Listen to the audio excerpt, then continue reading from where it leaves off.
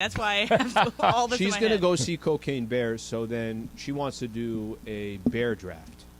I want to do a bear draft. I don't really know the details. I got some of the details at 12:15. Think of everything affiliated with bears. We're going to do a draft. It will be at 12:15, and we'll probably play Morales' It's a Snake draft 337 times by the time the show was all said and done. This was all motivated by, of course, Cocaine Bear coming out, and The Ringer did a story, the definitive ranking of bears. Are you going to go see it?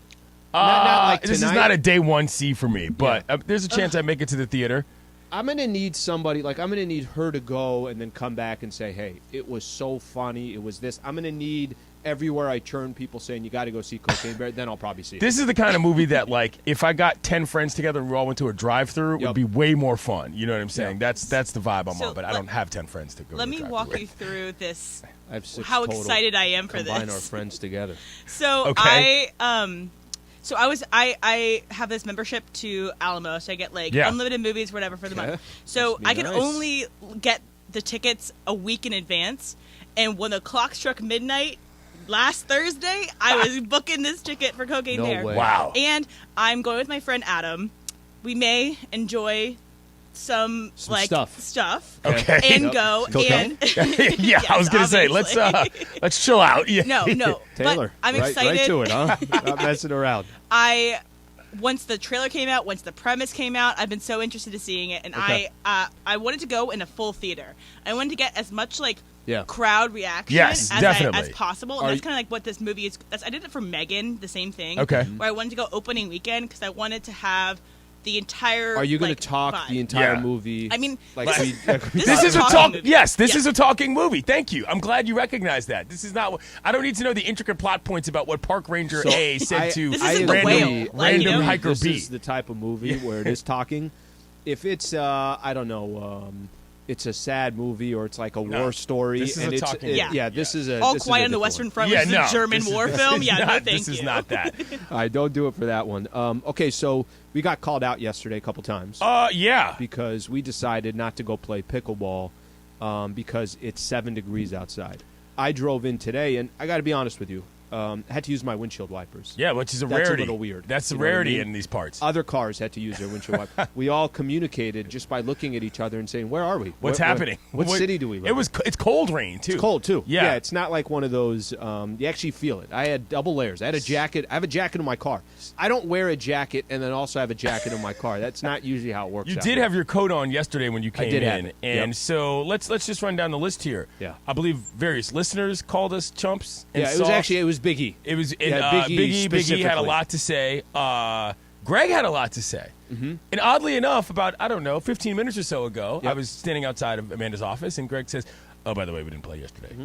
I said, "Oh, Yeah. why is that?" He Because goes, it's 9 degrees and they wanted to And play. it's 20-mile-per-hour winds. He goes, They want to play at 6 the winds p.m. the winds were really bad. I'm like, oh, I wonder where you heard that. Might it have been on the Travis and Sliwa show where we very specifically broke down the weather patterns of what was happening in the Southland? Yeah, and anybody says that. No chance we were you playing guys yesterday. are being soft. No one's arguing that. At no point did I argue that I wasn't soft.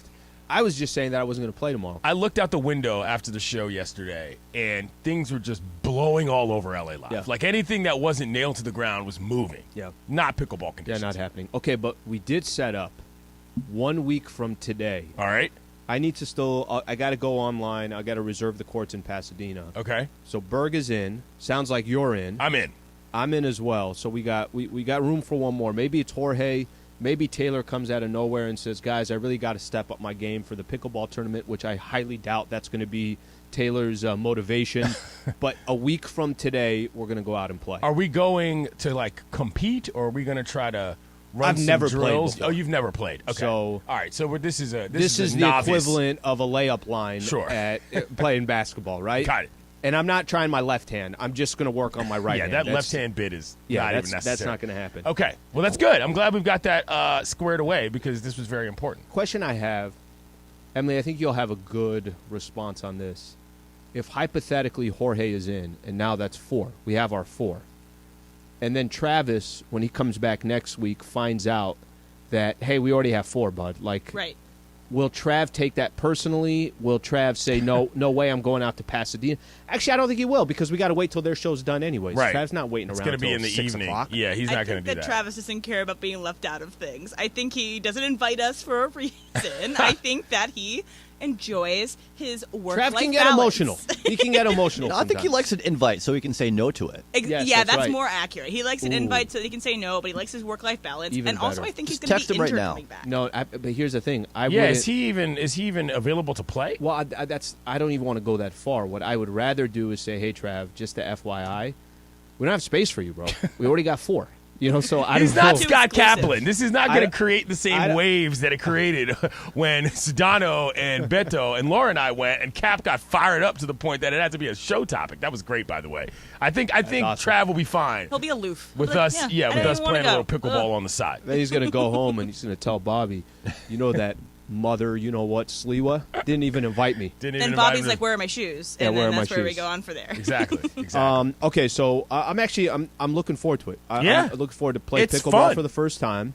And it's probably because I did already look out 1 week from today. What's the weather going to look like? Not much better. It's still going to Oh, be really? cold. Yeah, it's still okay. going to be cold. Well, But I we're just want to gonna thank have to do it. Carlo as well Yeah. because that highlight he put of Sedano and I playing on the internet was very popular. You looked Thank you. good and impressive. I appreciate that. Yeah. It was very. People were looking at me like, "Dude, you play a lot, don't you?" I'm like, so I "That was haven't literally the first time." So. I haven't seen it. You What haven't seen happened? it? No, I have Oh. not seen it. It's Okay. like behind the we back. hit a What do couple you mean balls. behind the We back? You went behind the back? watch it. Like, go to my Twitter. I went. I mean, like it was an instinct play. Yeah. But at that point, I realized, okay, this is fun. I You can do can't this. play. Yeah. You can't play for the first time and start throwing no look passes I mean, out it was on the court that's and pick up. kind of what happened.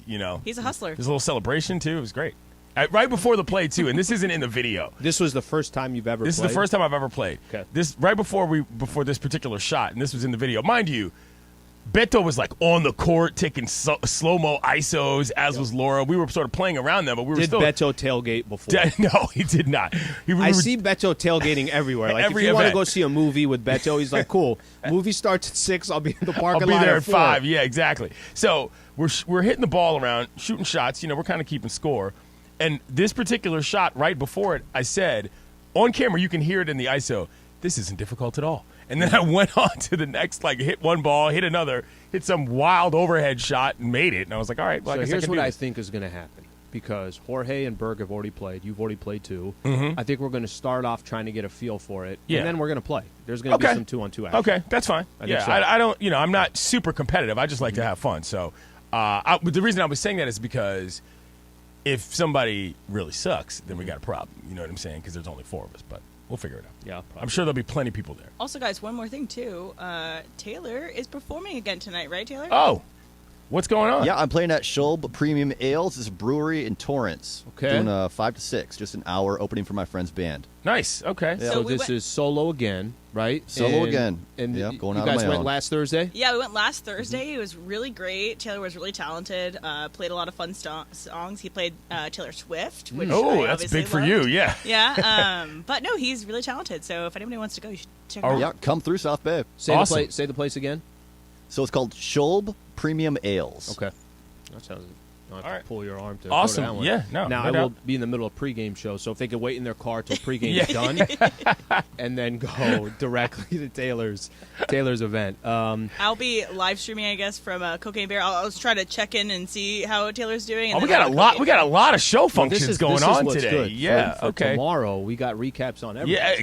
This is major. All right. We already basically created our show for tomorrow. Told you, wacky radio bits all over the shop. Okay, so Lakers will start their final 23 games of the season tonight. Most You heard- important 23 games of LeBron Ramon James' career. Yes. as I understand it. You heard Morales mention it as well. This is it's kind of it's funny to be in this situation where the All-Star break's always funny because they say it's halfway through the season. They're Not 70% halfway. through the season. Yes, completely. Which, Like, by the way, I don't mind that. It's kind of like you're getting through as much as you can when you're working it, right? Right. You're like, okay, hey, there's now 23 games left. that's true. Here are the Lakers, 5 games below 500.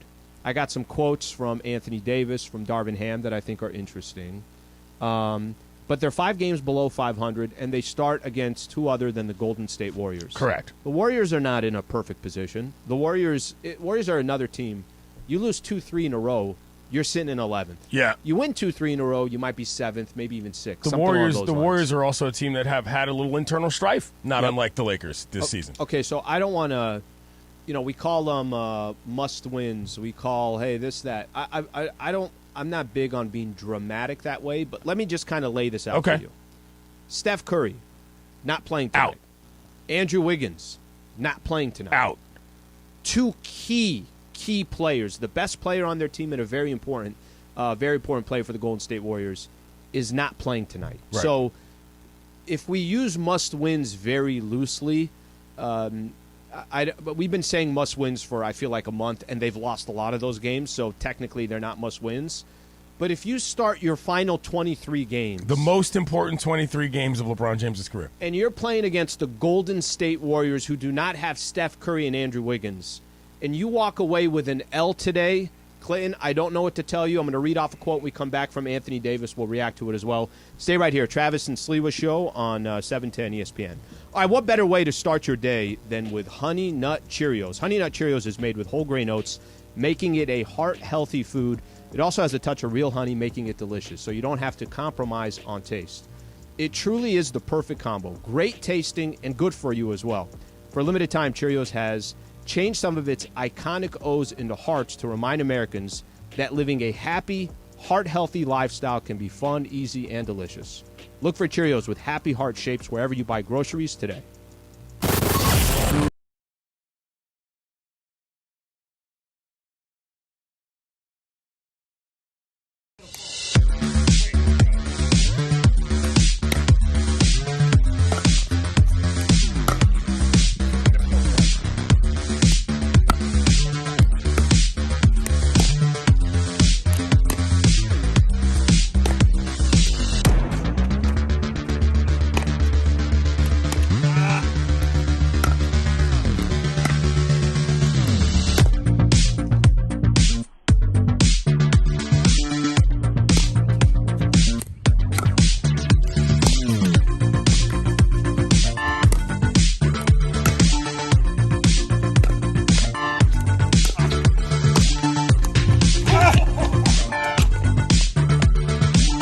At least you didn't eat it like Mace.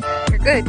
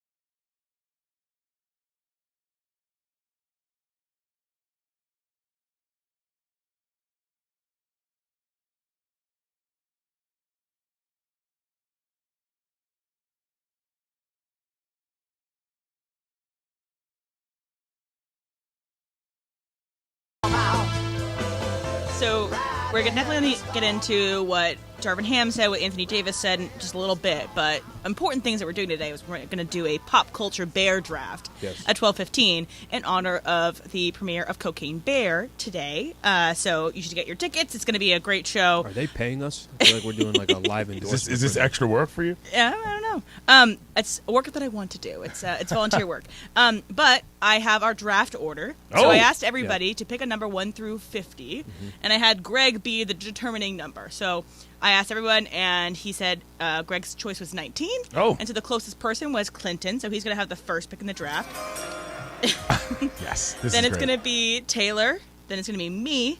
And it's going to be Alan. Then Alan will go ahead and pick twice. So snake draft. Yep. Reminder. You got two in a row there. So I have created some odds Okay. for the very first pick in the draft. So Clinton, do not give us any I will hints not about give what's it going to away. happen. I will not. But for listeners who want to play along with us, we have 4-1 that the first pick in the draft is going to be Woody the Pooh.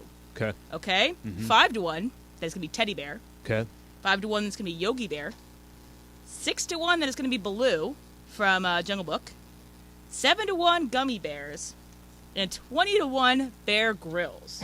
All right? So if anybody wants to put in odds, that's kind of my Vegas odds for this draft. But, weigh in on Twitter, everywhere else. Emily's right. very excited. This is good work. She's very, very This is excited what we're about here this for. draft. This is, as they say on the internet, my kind of carrying I got on. some underdogs. I got some My underdogs I don't kind think of people are carrying going on. to think of that Okay. will be a part of this as well. Okay, that's good to know. Okay, so we were talking about the Lakers Yeah. and talking about tonight.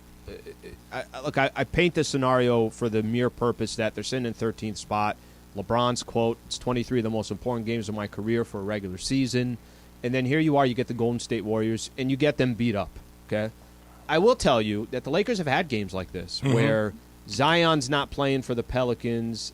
Pelicans had lost 10 games in a row, and they still beat the Lakers. Right. The Blazers, I think there was a game, they didn't have Yusuf Nurkic, they didn't have Jeremy Grant, and they were up by 20 at halftime against the Lakers. They've been in situations like this. The difference is Lakers got everybody. So everybody's here. LeBron, Anthony Davis, D'Angelo Russell, Beasley. Coach already mentioned yesterday that's probably going to be their starting lineup that they go with now. Do you like that lineup? Does that work for you? I do like it, and I'll tell you why. I thought, actually, Jovan Buha was on Lakers Talk yesterday. He mentioned something that was interesting, and we'll talk about Russ in his press conference for the Clippers.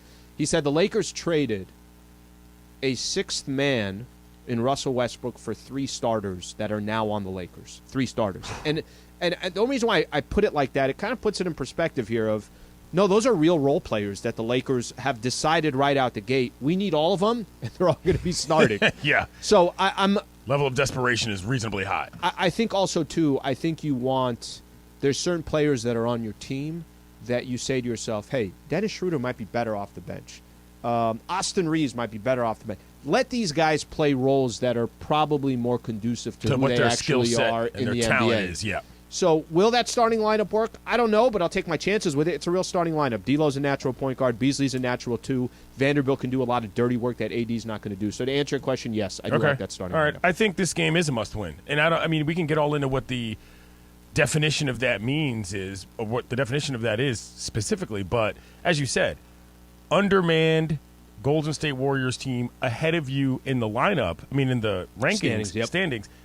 Got to win this game. Got to win this game. And at some point also, the reason why this is so fascinating to me, just from a schedule standpoint, is that kind of out of excuses. Lakers fans love to make various excuses as to why one thing happened or one other thing didn't happen. There's no excuse it's in one these of the best last things that I do. in these last 23 games. Is that you play, and if you don't win, you are therefore not good enough. And that's something that has kind of been hard.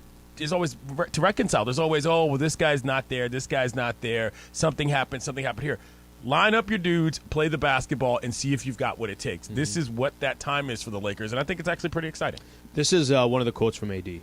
This was yesterday after practice. I think each game is a must-win game for us, given the situation that we're in. So they're all pretty important, and we got to treat each game that way. Look at it as a Game 7 game. If we go out and compete on both ends of the floor, we do what we're supposed to do, we'll give ourselves a pretty good chance. I know there's nothing crazy about that quote.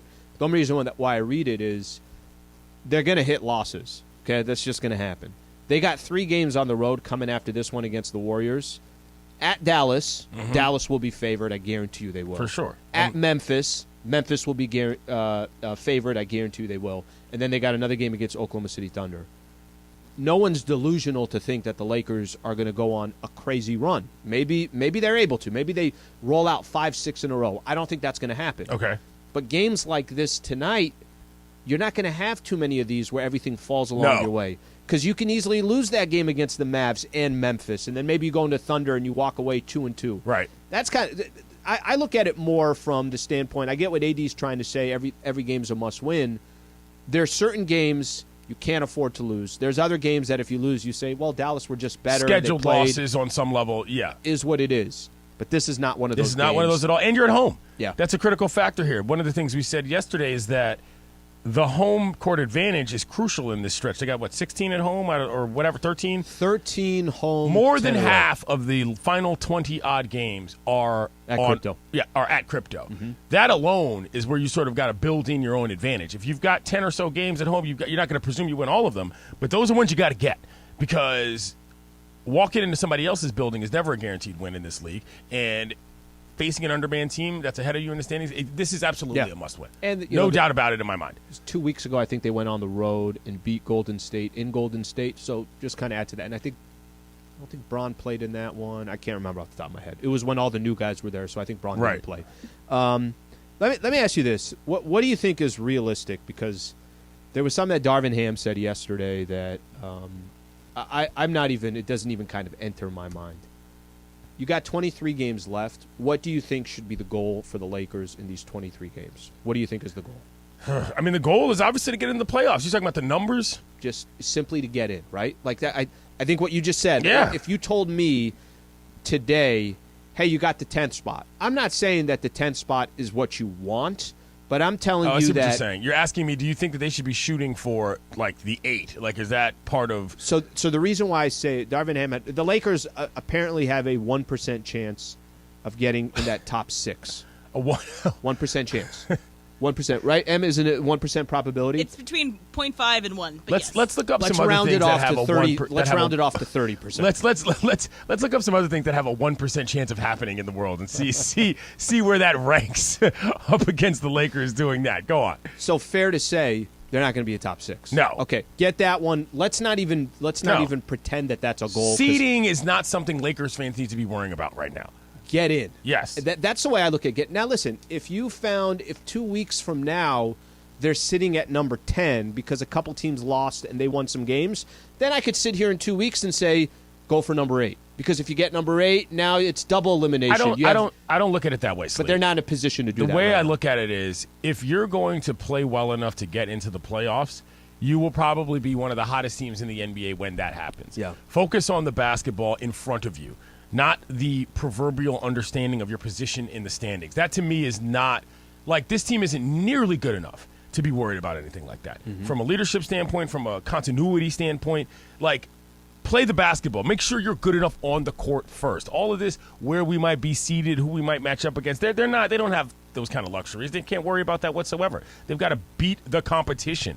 They're finally healthy. They're finally together. They've got the squad that they want. Let's see it already. You know what I mean? And that's where Darvin Ham becomes crucial in this situation, because leadership down the stretch is not just about what happens at the end of games. It's about believing that it can be done. Mm-hmm. And when you've got a team full of guys that just got to the squad, that cohesion is going to be vital in a situation like this where they're in the pressure cooker and the spotlight is on them more than it ever has been. Okay, so it starts tonight. Yesterday, the Clippers introduced Russell Westbrook. Mm-hmm. I thought it was interesting. I got a chance to listen to the whole thing. Ty Lue talked after. I have some. I've told you this yesterday. I have some curiosity how that's going to work out. I don't know if Russ. I can make a case for you that situation is going to be better for him than it was with the Lakers. I could also tell you that why is anything going to change from when he was with the Lakers to when he's with the Clippers. But I want you to listen to this quote here from Russ, and the question was kind of more around the fact of being on a team that wants you versus with the Los Angeles Lakers. I think it's safe to say that over the last year, we're trying to figure out a way, hey, that trade didn't work out. Let's find a way to ship Russell Westbrook off of the Los Angeles Lakers. He was getting booed at home. Okay, so take a listen to Russell Westbrook on how it's important to be wanted. I think that's a huge part, man, for anybody, any normal human being in any situation in the workplace, and somebody that a lot of teammates and people that want you here is very important to me. I value that a lot. Just I've been in this league a long time and being somewhere that people want you and they embrace you, and that meant a lot to me. So, I don't think he's BSing. I think he's being honest. He's got a lot of experience in that matter. 5 teams in 5 seasons. I think he's saying, look, the Clippers obviously want me here. There's players on this team. Paul George has got a really good relationship with. Probably has good relationship with other players on that team as well. I feel wanted with the Los Angeles Clippers. I want to do this when we come back. So I think the scenario is so much different. I think if you flip the script and it was he was with the Clippers first and then he was coming to the Lakers and kind of play out what that time was with the Lakers and why for a year plus he wasn't wanted, I don't think it's apples to apples. So we'll get into that coming up next. And you guys, Plus, Travis posted a selfie, so we got to break that down. Oh, wow. All right. Did he get his whole face in there? Got his whole face in there, Okay, but good. I'll save it for the other side. Okay, we'll do that coming up next. Stay right here. This is the Travis and Sliwa Show, 710 ESPN. Clinton Yates in the house.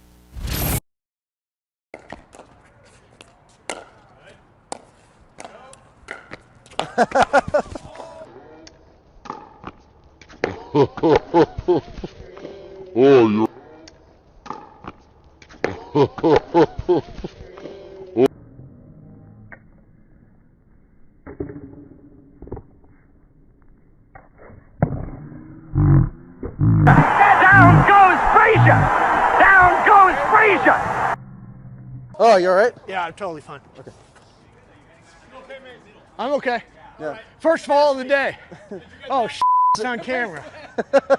Down goes Frazier! Down goes Frazier!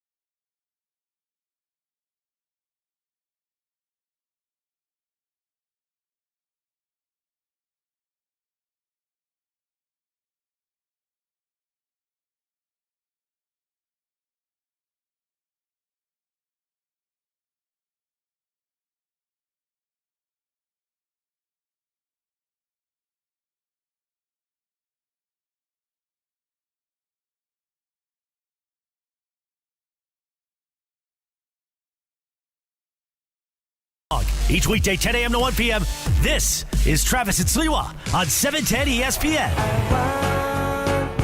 All right, I'm just watching here. Were you behind the back on this? It wasn't really behind the back. That's not really a good way to describe that shot. It was more overhand. over the head. It was a blind overhand. It was like a backhand. Bro, it looks fun. Yeah. That looks fun. Yeah. You and George look like you guys know what you're doing out there. Had a blast. Look like veterans in the game. I wish. I was working on it with oh, here we go. Okay, sorry. Got distracted. You look like you're a veteran in the game as opposed to Travis and his selfie game. What is he? Okay, so this is the golf trip. So for those of you who do not follow Travis on IG, it is just Travis Rogers, and it's a photo of him in a half zip, what looks to be like an ESPN 710 golf shirt underneath. Of course. A hat and glasses, and he's standing outside of what, if you didn't know what he was doing, might be a ski chalet because there's snow it looks everywhere. like he's snowboarding. He's Yes. about to go snowboarding. Yes, exactly. Yeah. Wow. And just like the photo looks like he was surprised that it happened. Yeah, I You mean, know what he looks You're like? taking I'm a going to tell you what he selfie. looks like. Miserable? He looks like an assistant coach in the NFL. Yeah. And they're in Buffalo. Yeah. And he's getting ready to make a play call. Get ready to- something along those something's lines. happening here. Look at this. Yeah, that's not good. The caption said, "This is a golf trip, not a ski trip. Thanks, weather." Let me ask you this Damn. though: like, is this?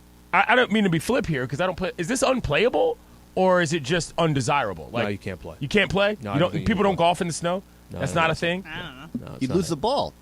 You can have a different Right, 'cause color it's ball. white. And what are you going to do in the greens? The ball's not going to move. Just get a different color ball. That's what they No, do in no, soccer. no. They just use a But I'm saying green if you ball. got a layer of some snow there, I don't think. It's I mean, gonna- okay, I don't know. That's what I'm saying. Like, I shows you our golf expertise. yeah, I mean, That's clearly, really I what it spend does. a lot of time on golf courses. But So this guy took X amount of days off to go on this golfing trip, and it's freaking snowing up there. And I would assume it's not a cheap golf course. No. Travis does not shell out for cheap things, but It's I a hope he has 9-hole great public time. golf course. yeah, Muni.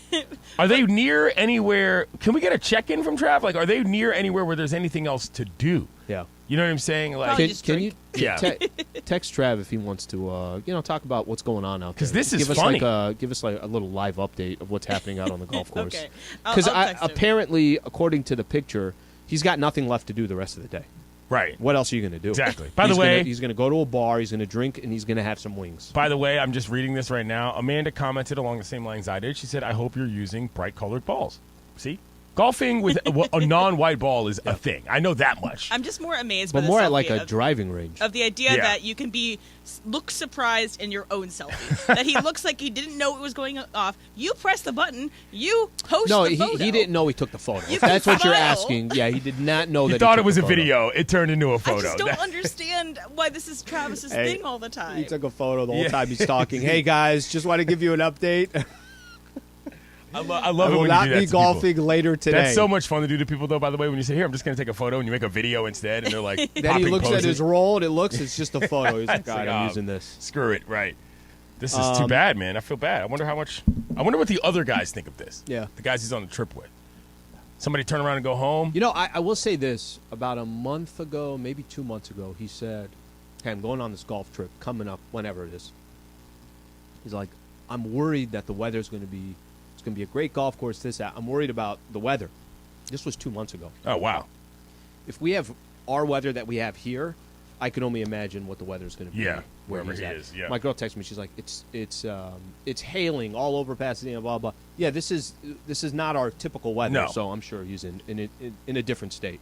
Okay, so I'm going to play this Russell Westbrook one more time. Okay. Russ was introduced to the Clippers yesterday, and Russell Westbrook talking about how it's important to be wanted where you're playing. He's now obviously part of the Clippers. Take a listen. I think that's a huge part, man, for anybody, any normal human being in any situation in the workplace, and somebody that a lot of teammates and people that want you here is very important to me. I value that a lot. Just I've been in this league a long time and being somewhere that people want you and they embrace you, and that meant a lot to me.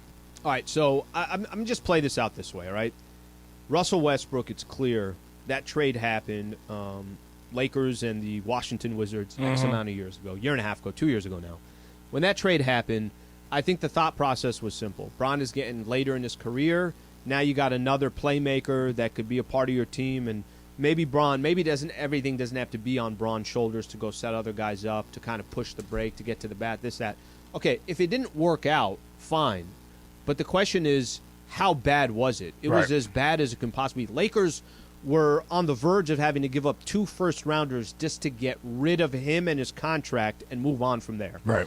I think they probably did as good as they could have done under the circumstances. I would say so. The problem is they had to wait till they had to wait till basically there's like 25 games left. So Timing was suboptimal. you just had to kind of deal with it, but you gave up 1 first-rounder. There's some protections to it and everything else. I don't disagree that he wasn't wanted here. I don't disagree that his time with the Los Angeles Lakers, he'll probably look back on and say, that might have been the worst part of my career. Probably. Just because there's so much criticism every single night, there's a magnifying glass because it's the Lakers. You have LeBron and you have Anthony Davis. People were booing him at home. Everyone's pointing the finger at him. By the way, I'll tell you this. It's not fair that everyone was pointing the finger at him. AD plays 50% of the games. You're done. The season's over. So let's stop that. It was all on Russell Westbrook. Right. He joins the team in the Clippers. Look, nothing started yet. They haven't played 1 game yet. So it's important to be wanted. I think that quote alone, I don't think it tells 2% of the whole story. I don't know. I mean, it tells enough of the story to let me understand. I can just hear it in the sound of his voice. He sounds a little bit happier. That's a big part of Russell, is that tone. Yep. How he comes across is very much an indicator of his mood a lot of times. Seemed like he's in a good mood. Skipping around practice, talking to dudes. Like, again, it is entirely possible that the Lakers are the problem, at least as far as Russell Westbrook is concerned. Like, that's not outside of the realm of possibility, that whatever was happening from a franchise and just a team standpoint did not work with him. It's not to say that Russell was necessarily – how do I explain this? It's not to say that Russell was necessarily everything he was supposed to be and all of it was on either the franchise or the team or whatever, but if it doesn't work, it doesn't work. And if he leaves – he came to the Lakers. Yep. As somewhat of a savior, kind of a wild hog situation. Get the guys back together. We're going for one last ride kind of deal.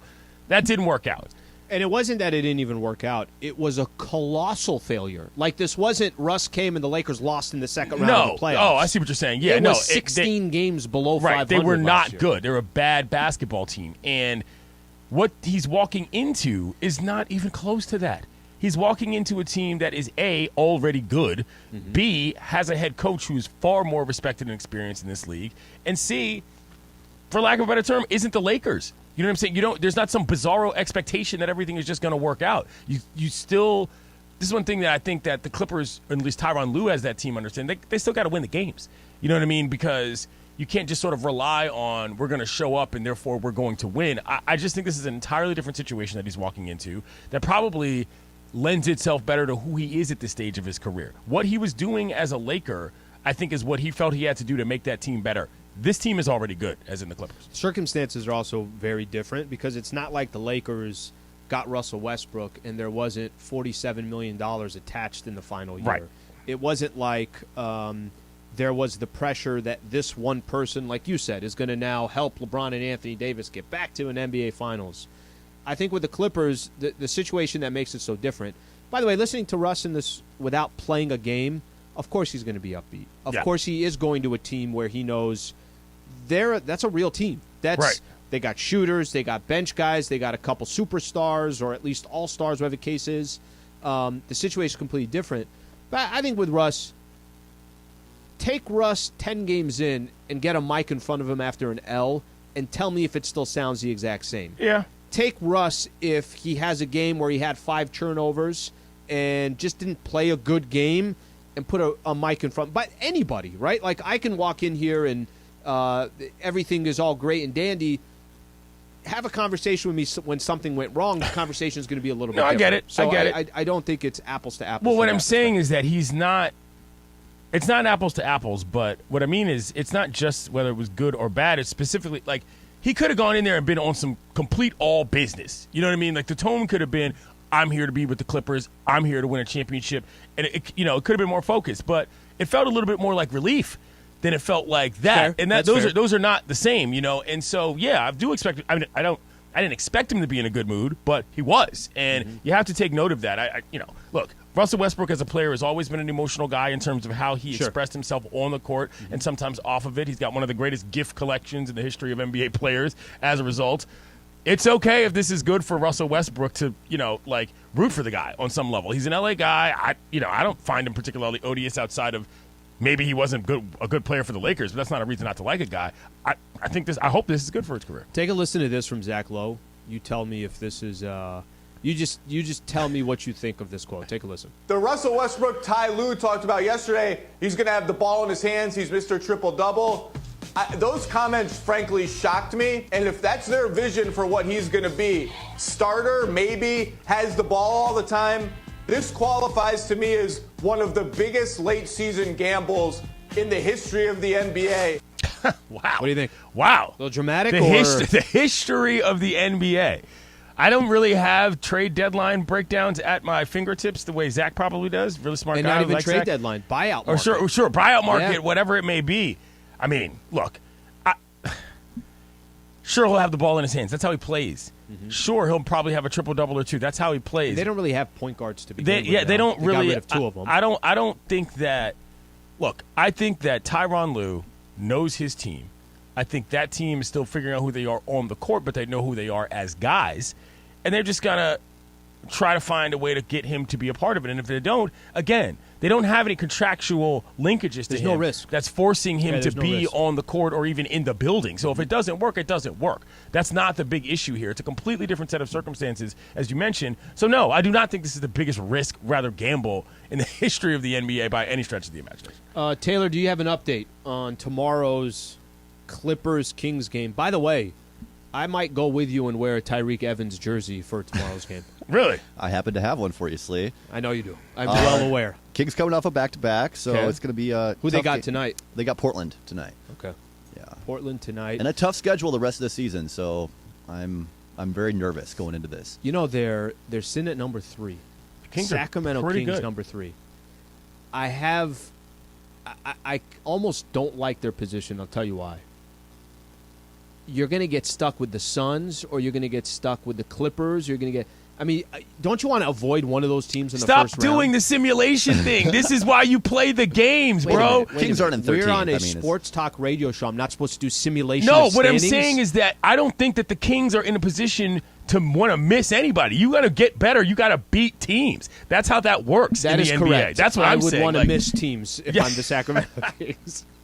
I hope would, wouldn't you? I mean, do you want to play? For sure. I think the matchup for them that would be interesting is Dallas. I think that could be an interesting matchup. I don't think you want the Suns and the Clippers in the first round. No, but they might play each other in the first round. That's what we talked about yesterday, right. which is crazy. That's right. Don't want that to happen, NBA. Figure it out. Let's get the NBA script, guys, to change some things up because we don't need a first round Suns Clippers matchup. All right. Hey, did you see coming up next? Hit Travis on Instagram and let him know that you feel bad that he's not getting a chance to golf today. Stay right here. Travis and Sliwa Show, 710 ESPN. All right. All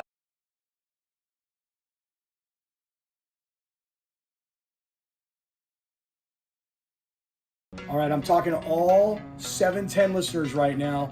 Let's start off with this. March 18th, it's a Saturday afternoon. Miles Square Park in Fountain Valley. That is where I am about to teach everybody a little bit about pickleball. And the reason is because you see my father here is a world champion pickleball player. And while I have never played pickleball, not one time in my entire life, I already got my own racket, which means I'm about to kick some you-know-what. So come on out and support. Be there. We'll all watch college ball games together, and we are going to win.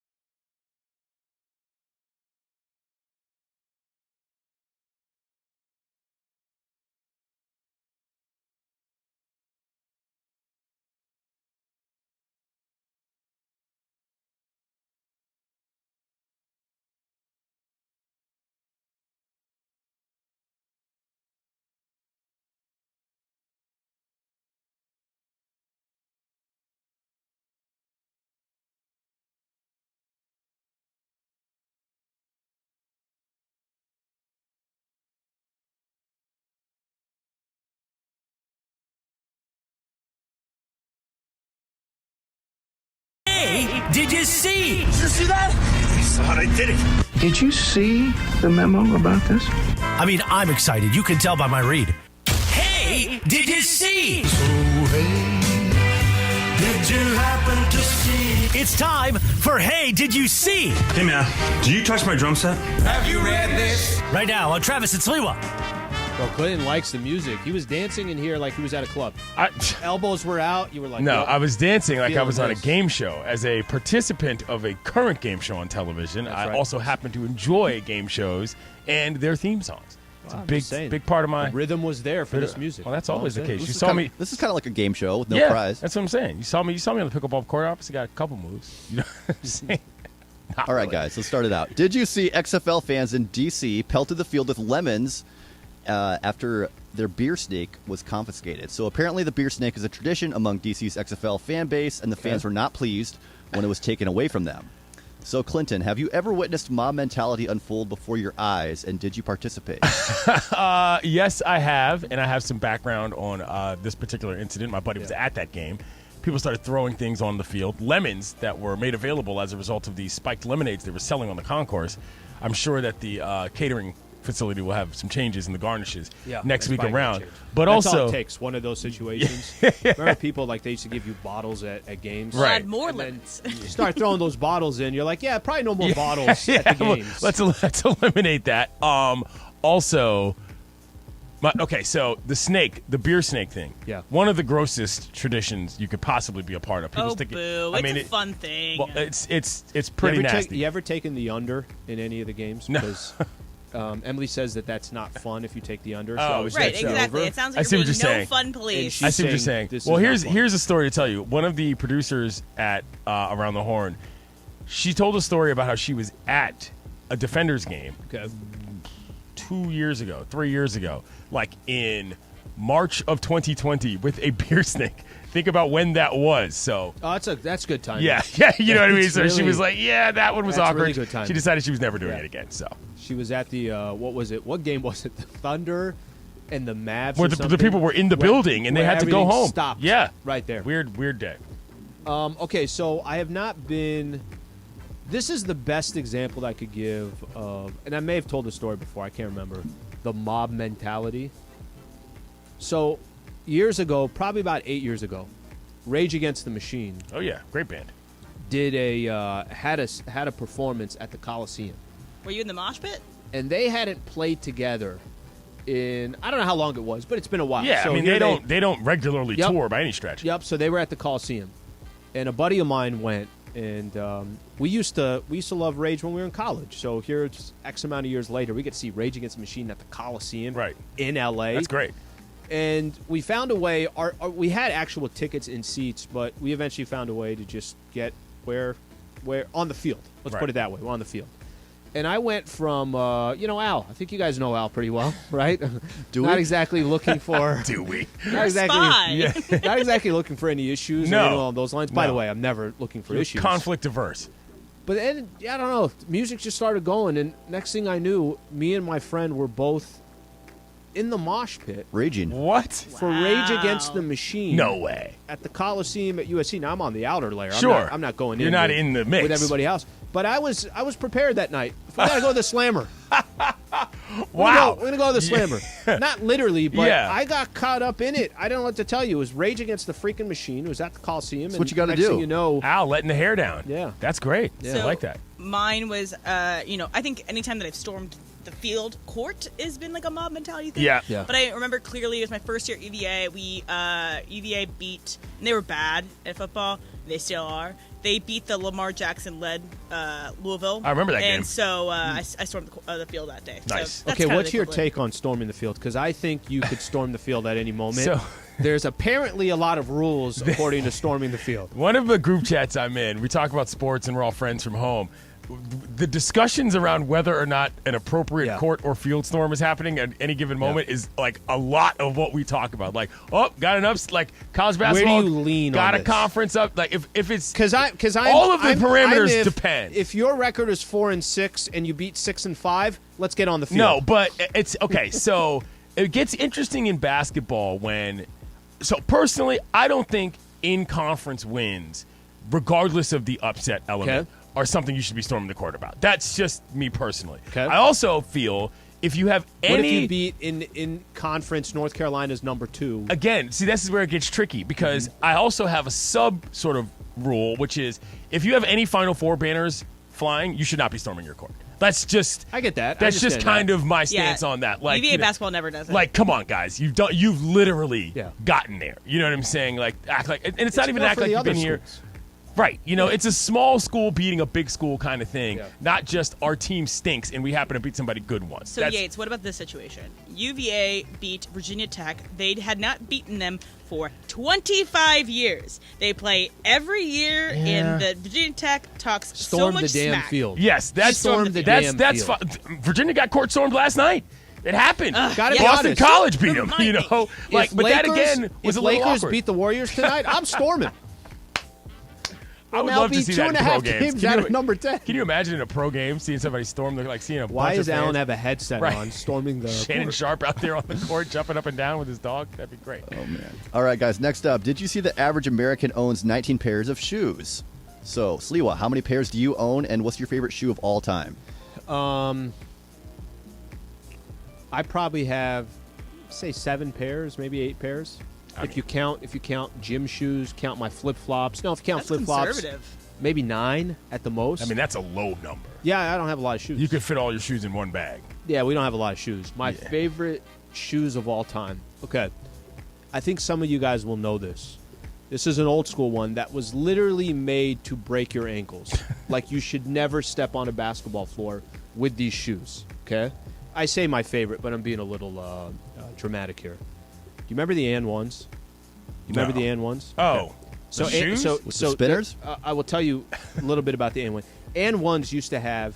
AN one got popular because it was these basketball mixtapes that they used to come out with, and it was all about... There's a whole ESPN documentary about it. All playing out on the streets. That was the idea. Street ball. So, of course, I watched this when I was 11, as did my cousin, and we're like, no, for sure I'm going to go cross over the next person that I see. So we got AN ones. Do you know the AN ones didn't have laces? Do you know that you literally slip your feet Why in did there you hold on? and then you go play basketball? Why? How did It you? is the worst design shoe that you can possibly have to go play basketball. Who let you on a court in those? Kennedy Recreation Where Center are in your El people? Cajon. You know what I'm saying? Like, you got to have a stronger circle of people to tell you Bro, those I are was a not for street basketball. baller. I was a street baller. Okay, respect the game. They're not Those are my favorite horrible shoe, shoes. but those are the ones that kind of stand out. Kobe's are the best by far, no question about it. Basketball shoes. I could not count how many pairs of shoes I have. So that's off the rip. Okay, I don't tell you the number. I mean, it's 25. over 25. It's more than that for sure. I mean, I can think of 25 pairs of shoes. What Like, do you do with that many shoes? you wear them. Yeah, but like, What- you have, Like, what else you can do? What are you talking yeah, about? but that's like having too much clothes. You're not going to wear them I all. probably have too many clothes as well. You have different outfits, the, Alan. the shoes that you have, don't you have your go-to 7 that you're using? Yeah, I mean, trust me, I have too many shoes, but Okay, I that's the also point. I go to a lot of different type of situations, so I gotta have different looks. You know what Yeah. I'm saying? That's part of it. You know, versatility, options. Yeah. Favorite shoe. We'll stay in the same lines. Mine's were the Air Way Ups. We wore those in high school. I think my junior year. You might remember them because they had like a white cutout with a. It had the swoosh in the it was a bubble swoosh in the middle of a white cut. Anyway, they look cool. The Hoyas rocked them, and so our high school basketball team rocked them. They were really dope. I love those shoes. Yeah, I probably N1 wouldn't wear them on the N1s are street. better. I probably wouldn't wear them on the street, but I would wear them on the court for sure. Hold on, let me find these. All right, guys. Here's the next one. Did you see the most Americans report? Taylor, how many pairs of shoes do you have? I'd say like 15, 16. Oh, okay, that's all. Yeah, That's I more probably than have enough. 8 Air These Force were Ones. the Air Way Ups. Okay. Remember those? Yeah. Yeah. Old school. Yes, very. All right. My Did you bad. see that most Americans report having a best friend? So nearly 6 in 10 Americans have that one person that they consider their best friend. So, Clinton, would your best friend, got a southern accent there, bail you out of jail? Yeah, for sure. I mean, if I'm 41 years old, I don't have somebody that can bail me out of jail. I suck at socializing. Yeah, I mean, you've not made it happen. That's critical. Yeah, I mean, now that I think about it, if I went to jail for any reason, I probably would call Julian. I'd probably call the consigliere and be like, "Yo, come get me." You know what I'm saying? I don't know what happened. I was hanging out with Sliwa at a Rage Against the Machine concert and ended up in the clink. that you know? could happen there. That's all I got. I think for me, so I have a lot of close cousins that are going to bail me out, but that's family. Doesn't sleep. cousin Slee. And then I got 2 friends right out the gate that I know would be there that would say, all right, we'll bail your dumb ass out. But I don't think they got to worry about that. I think the question is, will I bail them out? Yeah, I'll bail them out, too.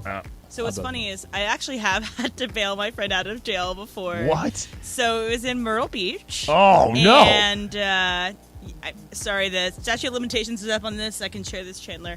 But, yeah. Chandler. She was...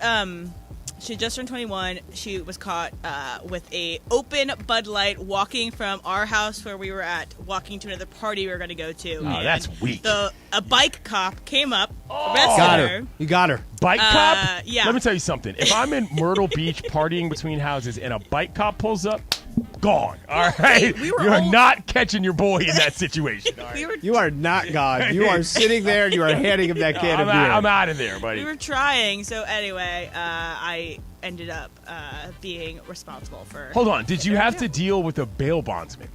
Yes. She's still in jail. We had to go... What happens? All we did was just walked there. We paid the amount or whatever to get her out, and then that's just left. Okay. Yeah, and it was she, obviously paid us back for it Right, or whatever. no. But we just had to put it up, and she eventually had to. She had to go through DUI classes and stuff. She was literally just walking from one place to the other, and thankfully she was over 21. But yeah, that was a fun night. Wow. You're welcome, Chandler. Taylor, how many times have you bailed out your friends in the slammer? You see, I would. You know what? If somebody asked me who's here has bailed most people out of jail, I would have picked Taylor. And probably. if Taylor said 14, I wouldn't even nothing. I would just say, all right, sounds good. Right. Have you done it before? I've done it once. But it's not. I mean, I think there's certain friends that I have. I would just let them sit. You need to learn your lesson. Right. Oh, yeah, my friend thought she met the love of her life in jail, and they added each other on Instagram, and then, It didn't work out? No, it didn't work out. Shocker. What a lovely tale of romance. I want that story. So how'd you guys meet? In the slammer. In the slammer. By the way, don't forget to join us for our inaugural Pickleball Madness tournament. It's Saturday, March 18th from 10 a.m. to 4 p.m. at the Agape Pickleball Center at Mile Square Park in Fountain Valley. Listen, reserve seating is available. You got to register at ESPNLA.com. This is open to the general public, Slee. You want to just pull up and make fun of everybody there or, wonder at my grace and beauty on the pickleball court as obviously evidenced at ESPN Los Angeles. You can come do that. Register at ESPNLA.com. Thank you to Johnsonville, Hoffy, and Zico Coconut Water. TVs at the game, DJ at the game. Thick Van XL. Papa Shot is going to be there. You're going to have a kid zone, a beer garden, and, of course, the 360 cam, which we always love, making everybody look stylish, including showing off your shoes, Sliwa. All right, so I will not be wearing A1s to this. Don't do that. I'm telling you, I could turn my ankle just going to the restroom here. That's how easy you can. No thanks. You can hurt him. Okay, a couple of things I want to get into when we come back. We had this discussion before the show, and I think it's interesting. The plane tournament. Yeah. Is this working? Is the concept of the plane? The idea was that less teams will tank. So we'll kind of throw that out there. I think it's kind of fascinating that you need 10 teams now to make the tournament. Right. But anyways, we'll do that coming up next. Stay right here, Travis and Sliwa Show. Clinton Yates in for T-Raj, 710 ESPN.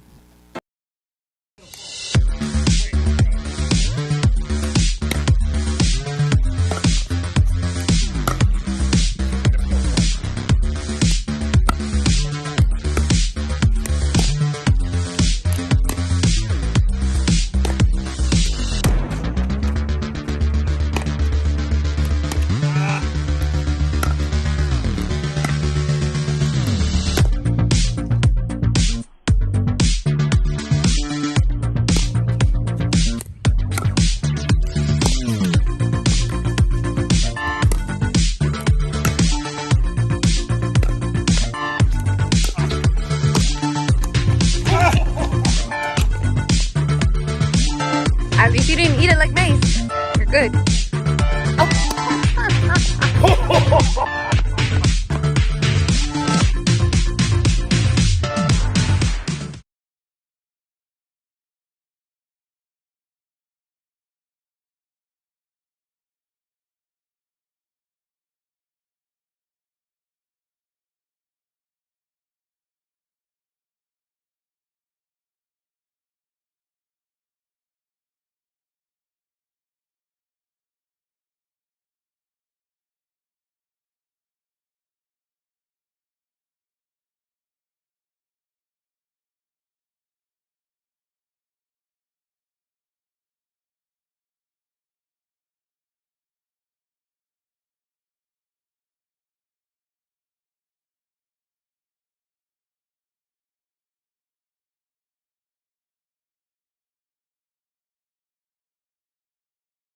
This is Travis and Sliwa on 710 ESPN. You did a little trivia last night? Yeah, so every Wednesday, my friends and I, we do trivia at... I feel like she does trivia 3 days a week. I really like trivia trivia. at bars. It's at Brennan's in Marina Del Rey. Shouts to Brennan's. My team name is Always There, Never Wins, because it's true. But I love the expectation level set there. But there's one category that is you're trying to guess a person, either fictional or real, and there's hints that get progressively more obvious. So it starts out where if you get 10 points, it's if you get it right away. Yeah. Okay. So the person who it is, we talk about this person a lot. All right. And Taylor I Swift. was kicking myself. Wait, let her play the game. Sorry? So, you gotta say let her play the game because I want to hear the clue. Do you have the clues? I have the clues. Okay. And so, Genuine. Shut up! My friend got it, who doesn't care about this person, and I'm just really mad that I didn't get it. So anyway, here's the first clue. Yeah. His favorite team is the Toronto Raptors. Oh, I know this off the top. Drake. Yeah. Yeah. We don't talk about him. So that would have gotten you 0 points. Okay, very well. Okay. A movie about him and his mother came out on Lifetime in 2016. Okay, so if you get this, that's you get a 10 stumper. points. Justin Bieber? Nope. Wow. I thought Drake. I thought Off the rip. I thought we were Okay, done. go on. Right, so that's what we were all thinking too, but a lot of times if it's an obvious one, it's going to be Raptors wrong. movie about him and his mom. Right. So he donated $1 million in 2013 to the American Red Cross that was matched by his former employer in Nike in response to a natural disaster. What? I don't think you should be worried then, Em, because we're not getting any of this. Go on. This next one might be more obvious. All right, so he has recently joined fellow athletes LeBron James, Tom Brady, and Drew pickleball. Brees as an investor in a professional pickleball team. I don't know who it is. I don't know who Kevin it is. Durant? This Raptors situation is throwing me off. I'm going to keep going. Okay. We need 6 more. And this is the last There's only one more, yeah. This is the last one, but, well, okay. Yeah, so he came onto the scene when he was named Naismith College Player of the Year in the 2006-2007 season. Oh, who was that? Yeah, it's Durant, right? Yep, Yeah. it's Kevin Durant. Okay, I all wanted right. to keep going, but I knew Taylor was right. All right. That's fair. Taylor, you got 2 points. Yes, exactly. I was. I didn't know they made a thing. Lifetime movie out of him and, what's his mom's name? Wanda? Yes. I didn't know either. I didn't know that.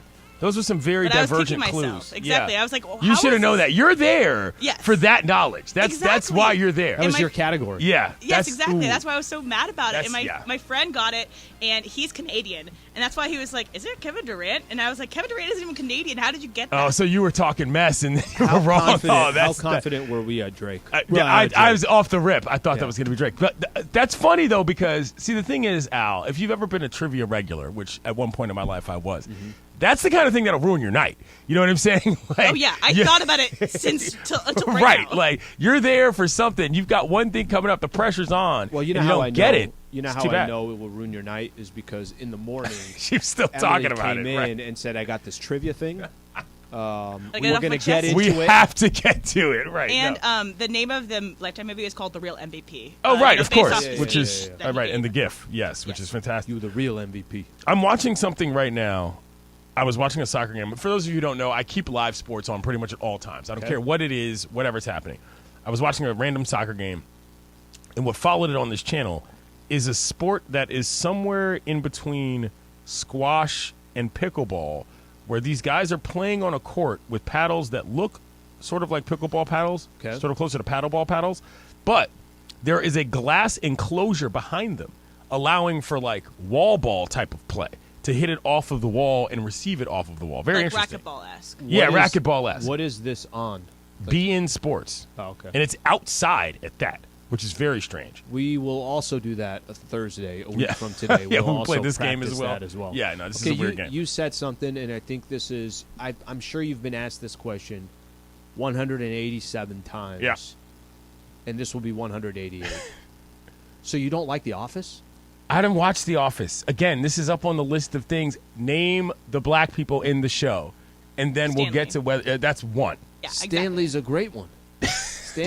Stanley's hilarious. Yeah, I'm sure Daryl. Stanley is Daryl's hilarious. hilarious. And I'm there's sure another guy all in of these it, people who are comes in. hilarious. But the show is about a bunch of white Idris people. Elba's in it.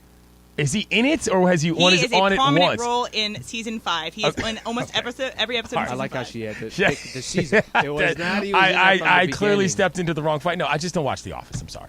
It's okay. I Do you see the ever go memes. back? Do you ever go back? If people talk about it enough, will you go back and watch? Not The Office, just in general. Will I you am go doing back and that for watch? one particular show right now What is because it? the premiere actually might have been is tonight. Now that I think about it, Snowfall. It's the show that John Singleton created before he passed, and it's about a drug dealer in L.A. during the crack era. That show, by the way, On FX, right? yeah, on FX. Like, okay, so here's the other thing. I also don't You watch gotta a lot tell of me because I'm not watching anything. I don't right now. watch Do a you lot of think I should scripted. Watch something. Let me explain this to you, though. Okay. I don't watch a lot of scripted television for a very simple reason. I get too involved, and like I kind of can't deal. Like I watched an episode of Snowfall a couple days ago, and I was like, I'm not watching this show for another week. You know what I mean? Like I don't need to put myself through these kinds of emotional ringers just to say that I enjoyed a program. Too heavy? It's way too. I just get too involved with the characters, and I want to know what happens, and I get anxious. Like I don't know. I'm like a child. I like when heavy stuff. When I watch like scripted the heavier TV. the better. That makes me nuts. I can't deal with it. I'm watching TV to be entertained, to have a good time. People are out here dying and having overdoses. I'm freaking out. You Okay, know? I It's tough. will- The Office, I- of course, presents none of those problems. But I will watch like stuff like The Office is hilarious to me. I mean, I'm gonna use as an example. Did you grow up watching Seinfeld or not at all? Oh, look at DeMarco. Come in here. Oh, you're scared. You're scared. DeMarco, he's calling you out, bro. He's calling you out. DeMarco Farr got his own paddle. He walked by the studio, too afraid to come discuss his game. By the way, I think that dude is literally training as if the combine's coming up. Not buying it. He's not even willing to walk in here and talk about it. What if he I think doesn't he's have actually to on talk? the way to go see his trainer, and his trainer is really on his butt about being late. Yeah, I mean, Oh, I heard sometimes- about that. Yeah, some he was kind of people- blown. I remember that. Yeah. Some people, they run their mouth and then they go out there and nothing happens. I think DeMarco's taking the approach of Nothing I'm not to going to say? say anything. Well, maybe. I'm not going to say Not anything. buying it. Not buying it. Okay, so we were. But I would assume that you haven't The watched Office. Seinfeld because of the same reason why you don't watch No, The my Office. dad actually really likes Seinfeld, Okay. so I watch Seinfeld. Yes, his rules were not my rules, and they're not really rules. It's just kind of how am I Where going to your tastes tend to how am I lie. how am I going to get into this show? It's hilarious, Okay, by show the about way. people in Scranton and paper. Sorry, I believe it. It's hilarious. But you know what the real Yeah. hipster thing to say is, and this is what ends the conversation all the time for people: the British one is better. Okay, Which is not right. That's I the don't way know, to, but the that's fact the way that to that's the reasonably original- walk away from the conversation and act like you're above somebody. But you Oh, could the also English get one's into better. it with me. who's I know. much I'm more not doing that. than- I know who you are. I won't be getting into it. I'm But very that's, like passionate. Abbott? that's the way Elementary? that's why I dismiss people typically when they ask me about The Office. Do you like Abbott Elementary? Yes, I do like Abbott Elementary. Abbott's That great. that show is funny. That show is actually extremely funny. I could use like Abbott Elementary is a show that I hope never goes off the air. Kind of situation. They could do that show forever. So I don't know how you feel about this, but I know you and I hit on it for a quick second before the show started. We were talking about the playing tournament, and if this is the playing tournament if the concept of the playing tournament was we want to make sure that teams are incentivized to not tank, right? Because the NBA was dealing with something which, listen, is part of the strategy. It's a good move for the San Antonio Spurs to lose 14 games in a row, which they currently, if they went into the break losing 14 games in a row. Okay, that's tough. It's a good move for the Houston Rockets to be 13-45. There are certain franchises that if you got a guy like Victor Wembanyama that's going to come out and he could be, I think John had mentioned this, that your franchise, somebody had told him, Ireland had mentioned that if you are the team that that drafts Wembanyama, your franchise just went up in value by $500 million. Right. Okay. So there's certain teams it makes sense for them. That's the strategy that they take. If the goal is to win a championship, how you get there can be, or is the goal to be competitive? How you get there, you can take multiple lanes. to. You touched on the critical part about this. Okay, so with that being said, do you think the playing tournament is solving that problem? That, okay, you're not going to have 12 teams trying to tank the way you were having it before. Instead, what you have is 13 teams trying to fill in 10 spots, which is what the West is right now. But what you have also created is a weird purgatory where many teams are happy to sit in under the guise of competitive, when in reality, they're just treading water so that these owners can continue to rake in money as NBA owners, and they don't actually have to make any commitment to basketball. I'm saying this specifically because the town I grew up in has been doing this for 25 years. Mid-level team, maybe you can do something. We're not going to tank, but the team never gets better. You're kind of in playoff contention every year, and that's all you're really doing. Is that better? Is that really better as a product as an NBA fan, rather than a team that says, hey, we take a season or 2 seasons to find a marquee player and then we retool and actually give it a shot? That depends on who you are, but I don't know that the play-in has done anything other than create a false sense of accomplishment for teams that probably are farther away from the top than they think. Okay, so I'm not a fan of the play-in tournament. And Me neither. This is somebody whose squad is hoping and praying to get in the play-in Scratching and tournament. clawing. Okay? But I think it's for different reasons. We can get into it when we come back. Stay right here. Travis and Sliwa Show, 710 ESPN.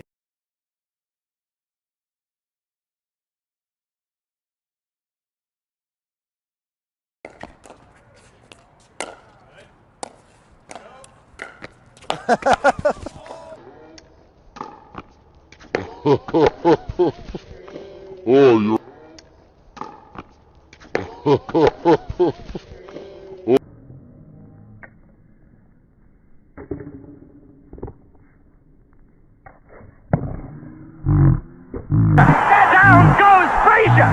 Down goes Frazier! Oh, you all right? Yeah, I'm totally fine. Okay. I'm okay. Yeah. First fall of the day. Oh, it's on camera. Down goes Frazier! Down goes Frazier!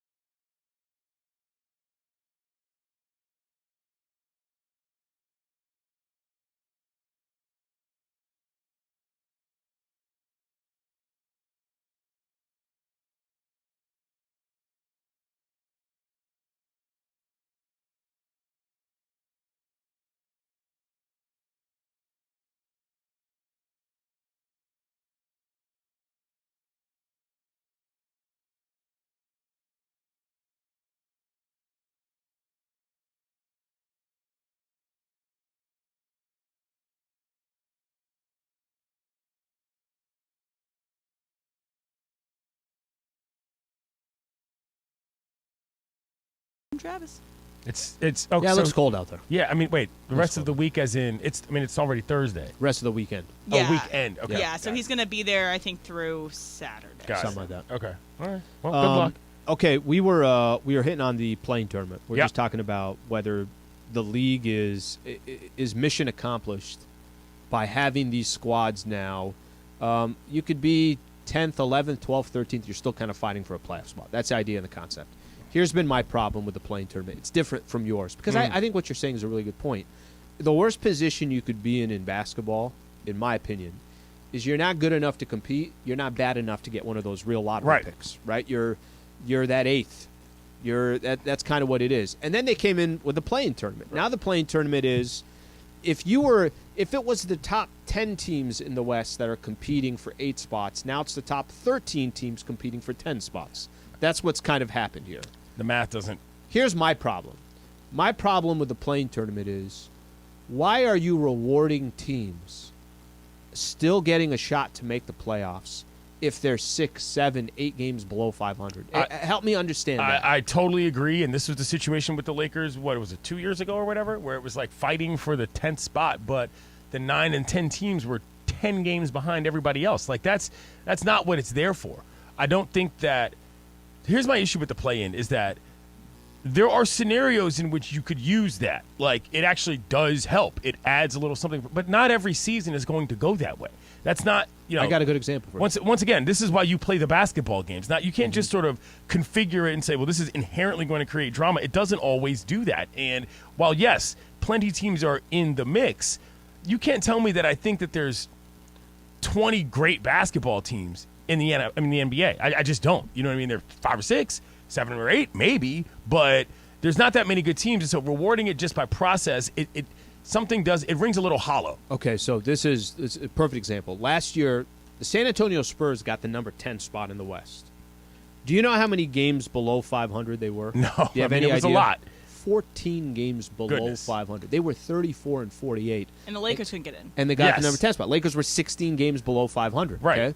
So the only reason why I present it that way, listen, I'm well aware of where the Lakers are sitting. Yeah. What I'm basically saying is the Lakers should not have a chance to make the playoffs. But I'm not talking about the Lakers. I'm talking about the concept of the play-in tournament. So we've kind of chatted about this before. I wish there were just more stipulations to this. As an example, if you're not above 500, you cannot be a part of the play-in tournament. Just use that as one example. I'll buy that. So if you're 41 and 41 and you're the number 9 seed and the number 10 seed is 2 games below 500, then 7 is in and 8 and 9 are going to fight it out for the final spot. That's fair. But why are you giving teams that are so far behind still a chance to make the playoffs? Now, I know the answer to that. I watched the play-in tournament. It's kind of exciting. Yeah. It's a one game you're in or you're not. Yeah, but that means a little something different in like a tournament format in which all of the games are like that versus one that was leading to a series. So my point is that it's not that I'm not going to watch the game. It's not that you can't have some excitement behind it. The point is that do not reward teams that are that far behind. That's it. I totally agree. Does it have to do with money? Of course it does. But it's not.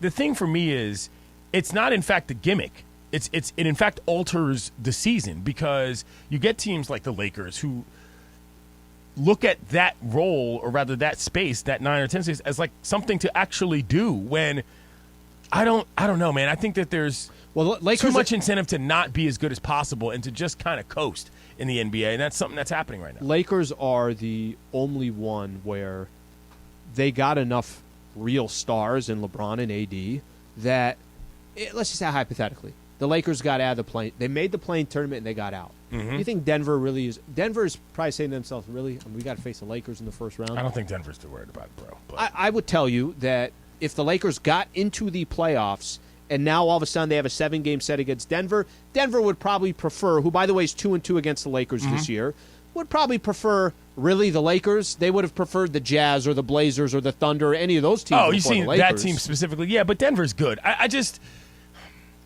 What I don't like about it also is that I'm not going to say that it's unfair, but you're right. If you're below 500 and you're a 10 seed, like, you're not a playoff team. Like, I don't know why we're even going further. It feels, no, I get it. There's but no other reason. There's a level of sliminess to it that feels like if you're an NBA franchise and you set your goals, let's just say you're a front office. Yep. How do you internally evaluate making the play-in? You know what I mean? Like, where does that sit in terms of what your goals are? Have you accomplished anything? Have you? Can I give you an example? Yeah, well, that's what I'm saying. Like, I feel like it's an odd conundrum to be in. I think I got a perfect example. What the play-in tournament's made for is the Utah Jazz traded away Donovan Mitchell, Rudy Gobert, Mike Conley, got all these picks for rebuilding for the future. And if they could still make the play-in tournament, it's a good season for them. Yeah, okay. We went and got all those assets. Sure. And we still made the play-in tournament over this team or that team. the Oklahoma City Thunder is incredibly young, right? The Thunder have so many good young players. If they made the play-in tournament over the Lakers, that's a really good season for the Thunder. Yeah, I guess. Because they're building for later. I get that. But what I'm saying is that, like, okay, that's two examples. You know what I'm saying? But to me... But it's not. It shouldn't be built for a team. That's not an every year thing. The cyclical nature of the NBA just kind of is what it is. I don't think you have to build in other machinations to prevent people from tanking. Like, this doesn't. It's never really made a ton of sense to me, and I don't necessarily think the results have been that great. Well, and the only reason why it's a conversation now is because it could. This is 2 years in a row the Lakers have been fighting to make the play-in tournament. That's it. It's just to make the play-in tournament, which is, and then you kind of go from there. Play-in tournament, Lakerland, is what I'm going to start calling it. I mean, like that's, and I guess what I'm saying too is, in the same breath as you say, as one says, well, all this franchise does is judge their seasons based on championships. Yeah. You can't turn around and say making the play-in tournament was some sort of success. Like, I'm sorry, you just can't. And I mean, but But I don't think anybody is. Can I tell you what would be a success for the Lakers? I'm going to play this actually. Zach Lowe on a Lakers ceiling. What he think the ceiling is for the Lakers?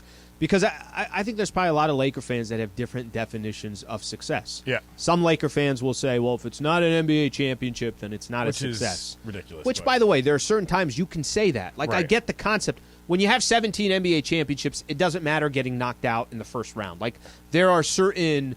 depends on how old you are, but yeah. It depends on some of that. But take a listen to Zach Lowe on the Lakers ceiling. Second round is the ceiling. They did a great job at the trade deadline. I like their new starting five if they continue it on with Malik Beasley and Jared Vanderbilt. That's a real NBA lineup. But, like, ceilings are ceilings because they're high and you're very unlikely to touch them.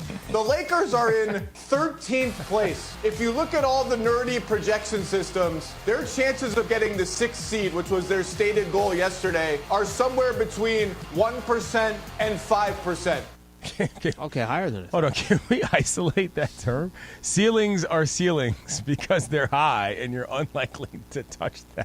That's a great description. Sometimes you can Deep touch them with some philosophical help. point. That's a great description. It's a great description. I was not ready for that level of breakdown of the purpose of ceilings in general from Zach. I just, the play-in tournament doesn't do it for me in terms of, I guess I've been around too many teams where that level of that in-between level was good enough. And if you add the amount of teams that can make the playoffs, that allows it to be good enough for more teams. And that doesn't work. This is the only thing that, in my opinion, I could walk away from this Lakers season saying, okay, you know what? Didn't go as planned, but maybe they got something here. Maybe. But is if they make the play-in tournament, come out of the play-in tournament, and then if it's Denver in the first round. Well, hold on. You keep saying come out of the play-in tournament as if that's the only option within the play-in tournament. This is why I brought up the self-evaluation situation. Mm-hmm. If you're Rob Pelinka and you make the play-in tournament and you don't win the game, do you blow up the team? That's a very real roster construction question for this franchise. So the question is, if you don't make the final 8, do you keep the guys you have? It is so we hit on this. We hit on this a little bit yesterday. It is probably the most important question Lakers fans need. Okay, what if this happened? What if this happened? What if they close out the rest of this season, and to make the play-in tournament, because they're so far behind, they got to win games. So it's not like they're going to have to win 14, maybe 15 games just to get into the play-in tournament. Okay. Yeah. And let's say they had a first-round matchup against a healthy Golden State Warriors team. Yeah. You played good basketball to get there, but the Warriors beat you because the game was in San Francisco, in the Bay Area, in the play-in, and you're out now. What you can build off of that is say, okay, well, we played good basketball in the final 23 games. Clearly, this trade worked. Not this trade worked. Clearly, this trade is beneficial to the team. And then now you say, for the first time probably in the last 3 years, can we actually take a core of players and go into next season and say, let's give this a shot? I hope Rob Pelinka's listening, because there's nothing to lead me to believe that that's what would happen. If the standard is the championship and you use that as a rationale to blow up the team every year, including ones after which you did actually win a championship, you got some real questions. And that's very real for Lakers fans. Like, what is going to be good enough to not stay on the hamster wheel of roster moves that they've been on in the last 3 seasons? That's where I'm getting at here. You've got to figure out what that means to your franchise, because otherwise you're going to stay on the same track and too many people coming and going to ever have any continuity. Here is the beauty.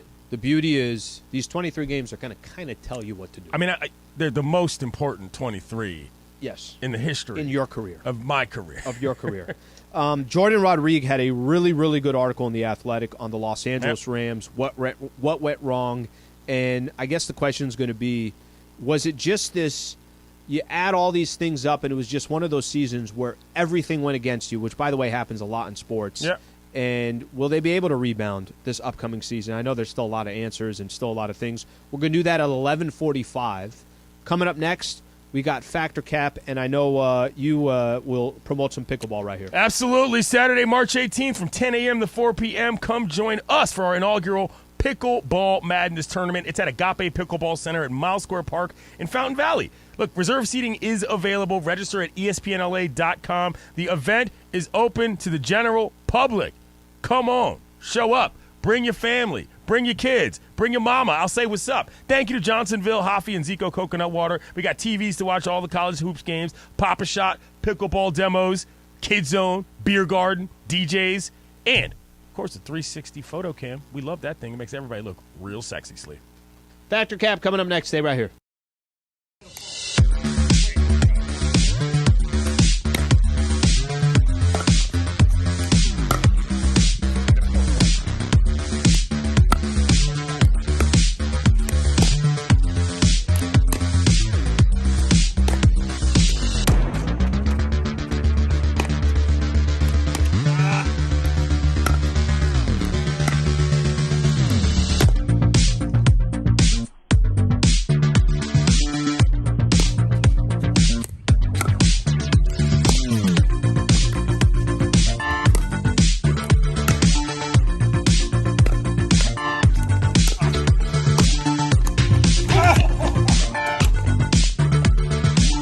At least you didn't eat it like Mace.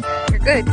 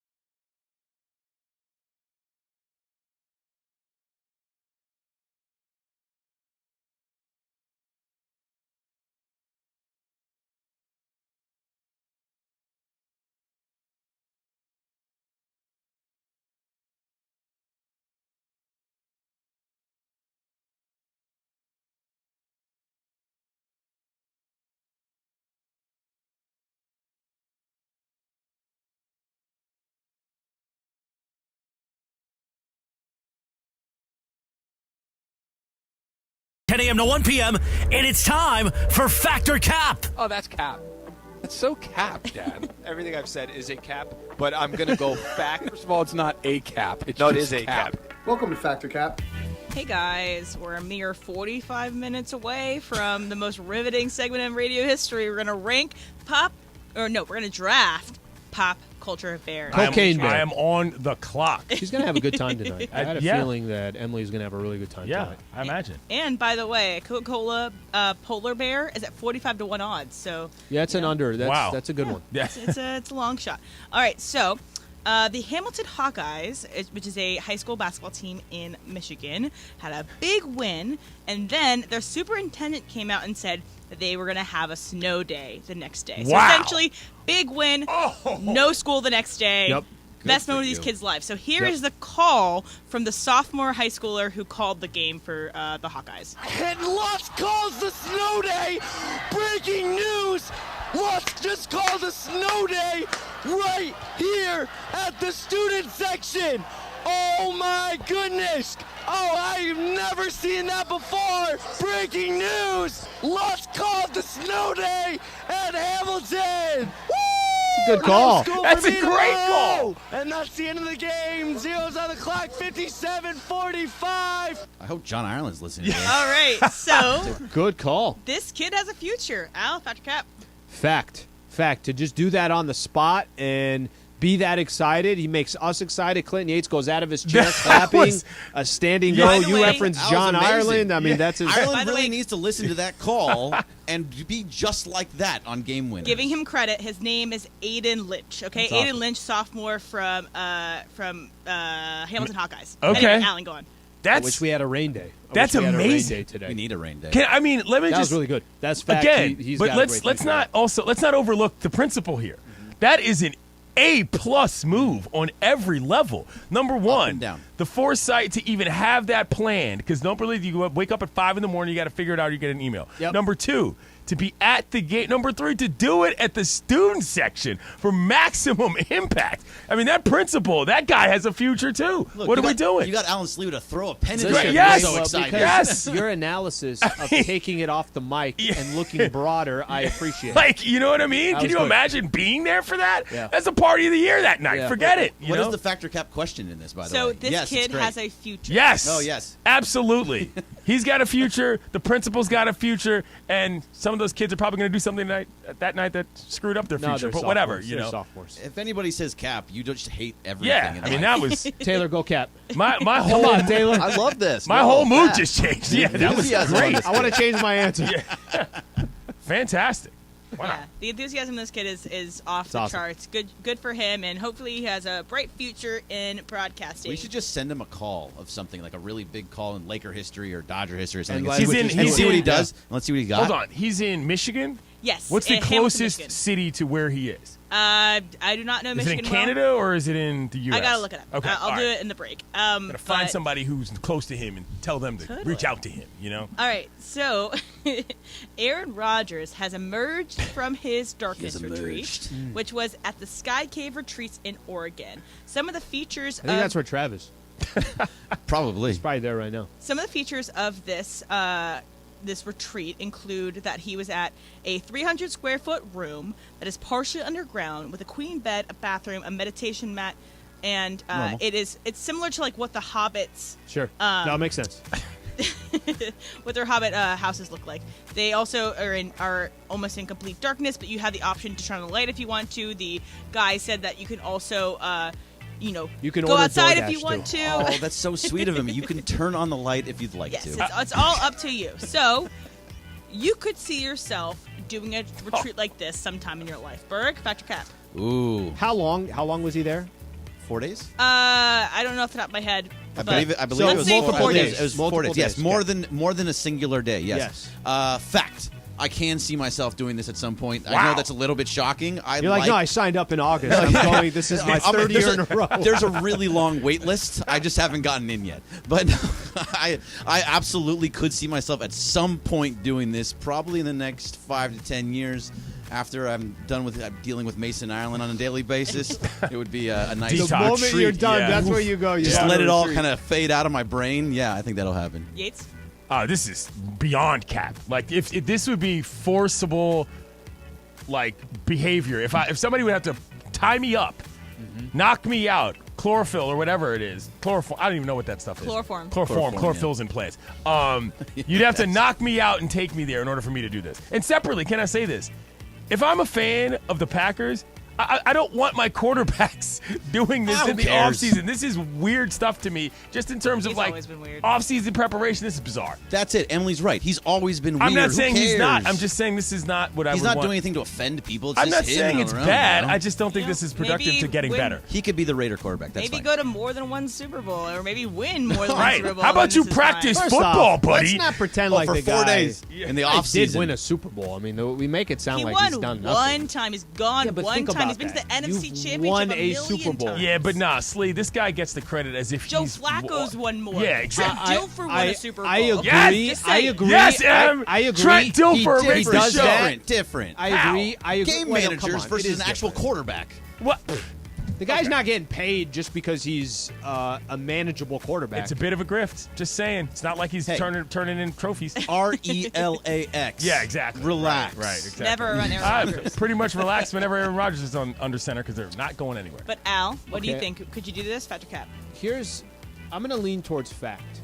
I think there is a benefit to doing something like this. Absolutely. I think there is a benefit to getting away from all that stuff, just kind of being with yourself, your own inner thoughts, all that. The problem I have is 4 days is a lot of time. Thank you. Like if I could split the difference here, even though I think 2 is going to be a lot, but if you said it's 2 days, I would do this. I think it would be interesting. I don't know what the hell would happen when I walk out. I don't know if it changes anything, but I think there is something to that kind of on your own, no distractions. 4 days seems like a lot. I would try it.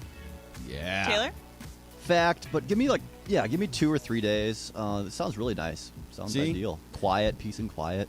Taylor's like, I want a month. Unplug. Just live a hobbit lifestyle. That's the way to lock Do themselves they in have the a bedroom 40-day for 3 days. plan? I want 40 days out there. And You're you'd all alone, Clinton. You have to Yeah. book this much in advance. They're Actually, already. we're all alone. I was going to say, I'll be Everybody alone with all else. the He's gonna be normal with people He's walking the- about the town. Would you do it, Em?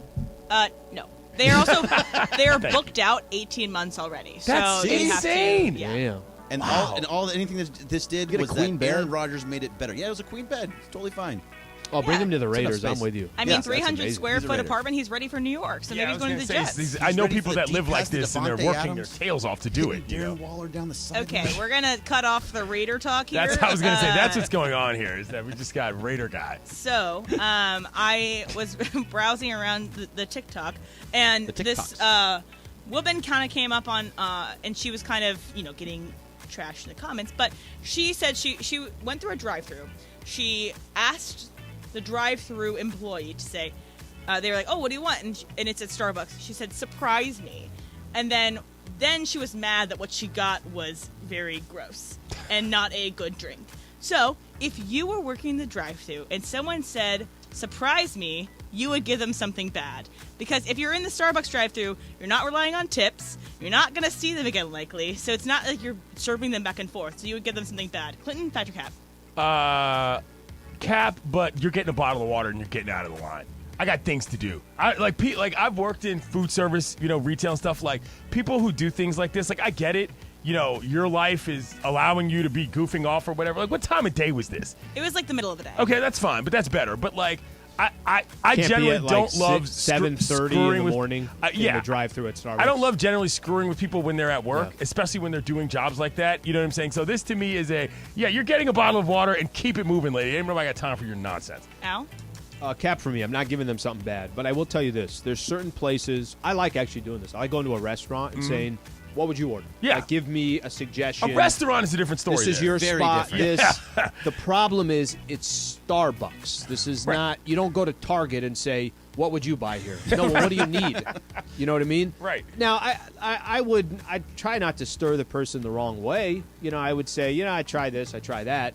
I'm not going to give them something bad. Bert? It's fact. I knew it was fact. I knew that was coming. Absolutely, it's fact. Look, for everything that you're saying, I got stuff to do. I have things, and you're just going to say, surprise me? I'm taking the caramel. I'm taking different types of coffees, putting them all together. Sounds kinda I'm good. putting teas in there at the same time. Give me the chocolate. Everything is going in there that I could possibly find, and mixing it all up together, and be like, this is what you say, surprise me? Yeah. Surprise! Surprise. That's Get why out you of here. gross. That's Get the why hell you outta have here. to go on the retreat. Now you really have to go on this retreat. This is important. Well, because you're taking away from what I'm trying But to isn't do. that so big I'm of a gonna deal? make it worse for you. What's the difference of somebody ordering 2 items and you saying, you know what? All right, I'm just going to make you these 2 things and call it a day. Is it that difficult? It's the same thing, isn't it? You know any baristas? you You know ever what done you- that But you job? also have to put the brain power into Yeah, thinking. you You have d- to think creatively about Guys, what we're not drink is solving. No, we're not Al. solving the world's Have going you down worked a in line. drive? peace plan. You're getting Al. all the syrups. I have not. You I have not worked in in fast drive-thru. food? Yeah. So it takes a lot to work. It's Yes. very high stress, and sometimes when it's just monotony, Yeah. it's much easier to handle That's how you than do being it. Yes. told to think. Go downstairs right now. Go downstairs after the show. Yeah. Take Carlo with you. And when say, at middle of lunch and say, order whatever you surprise want. me. Yeah, And in see the middle what, of lunch, see, the best see, part of that. See what happens. There's a line out the door, and you're like, give me see, some. see whatever what you're happens. feeling. See how the other people treat you. See how the baristas look at you. I have a feeling they would just say, okay, this is different. Get this guy that drip type coffee. of coffee Yeah. and this, and then keep him. Maybe. The drive-through element here, though, is key. Drive-through is Because you don't interesting. actually If have there's to 9 face cars anybody. behind you Yeah. and everything. Come on. Yeah. All right, Taylor. Cap, I'm not going to give them something bad. I'm just going to give them something that's the easiest to make Yeah, on the menu. simple. Just one ingredient, and then they're out of there. Here's a croissant. Bottle of water. drip You coffee. get bottle of water, fastball straight out of the window, right in the yard. Catch it, surprise! Surprise, All right, it's gross. so- What about you? What would you do? I would probably just do a drip coffee or, again, the simplest thing A possible. $50 order. So they tip me. All right, so a worker at a Wildwood, New Jersey, on their kind of like carnival strip where you can go play a bunch of carnival games, admitted that he rigged the games with overinflated balls because he was incentivized to have less people win. So, you play carnival games when you see them. Taylor, fact or cap? Cap, no, I don't. But, I mean, is this a big surprise that a carny is cheating at a game? Isn't that kind of what they do? Not surprised whatsoever. Yeah. That's why you don't play them. Connies. All right. Small hands. Al? Fact, I get roped into those. I've said this before. I went to Six Flags. What was this? It's X Magic amount of Mountain. months ago. Magic Mountain. You're a pass holder. You need to call it Magic Mountain. Magic Mountain. I go to Magic Mountain. And, there's these areas where if there's a ball in a hoop, it's kind of like the Pop-A-Shot. You're putting right? it up. I'm gonna take some jumpers. I kind of get roped into those ring things too. That it's impossible to win. It's You a throw scam, the rings yeah. completely. Total scam. I get roped into They that. put Pam so all over it. I end up playing those stuff. Berg? Yeah, I end up playing them just like Slee. I play the basketball one basically every single time. Oh, really? Yeah, I love doing those. You strike me ones. as the guy that punches the thing and tries to get the.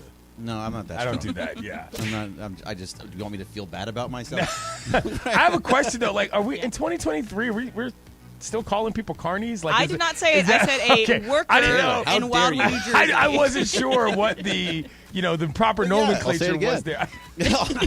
You want to dare me to do it? I'll do it. Watch this. I mean, I'm not like offended. I just hadn't heard that word in so long. I was like, whoa, wow. Anyway. Austin Powers, just like we got Austin Powers Gates, right what's your there. We got answer? a carny over there. I play the only ones I like to play are ones where you can aim it and hit something and knock it down. That's the only one where I feel like I have an actual real chance, like throwing something to try to hit a target. The rest, I obviously rigged in ways that I cannot overcome and have no desire Well, to the argue. small hoop, I even paid for the more. I think it was $5 for $10. Yeah. Hit the first 2. Oh, really? Missed 3 in a row. I got cocky. I was like, I'm good. You need to hit 3 to get like the bigger prize. No, ended up just Yeah. getting a miniature ball. They The actually move have a there- button that shortens it, makes it smaller.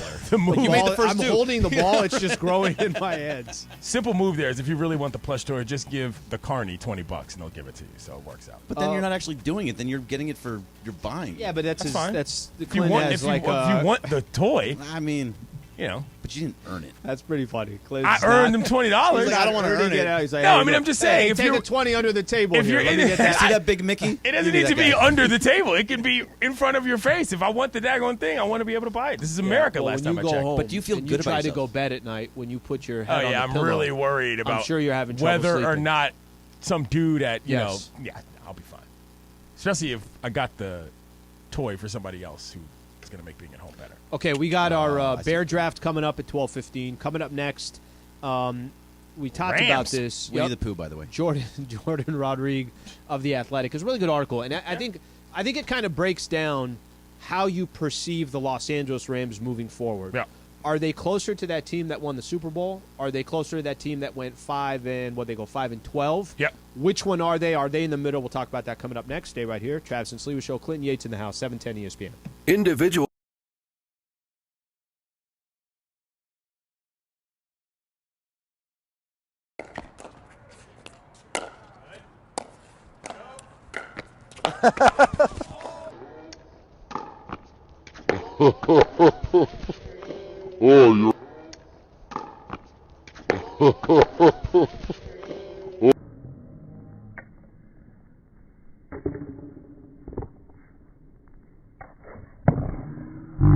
Down goes Frazier!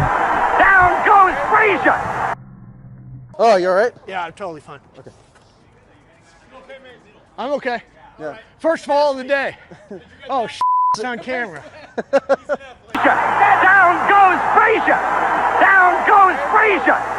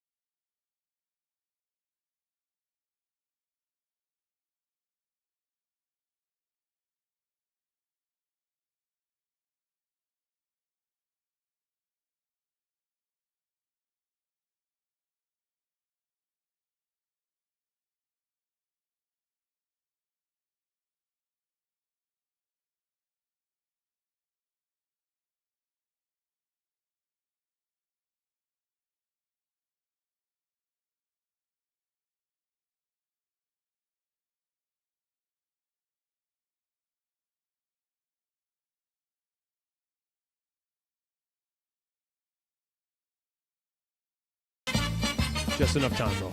Yeah? Did you sprint? Didn't sprint. Actually, casual walk. So let's break this down. So I had confidence that for I was those going to make it. For those who don't understand how our layout is, the 710 studios here, in order to get to the restroom, which are outside of this particular door, you got to go down the one. You got to go down the hall. And it's about home the first.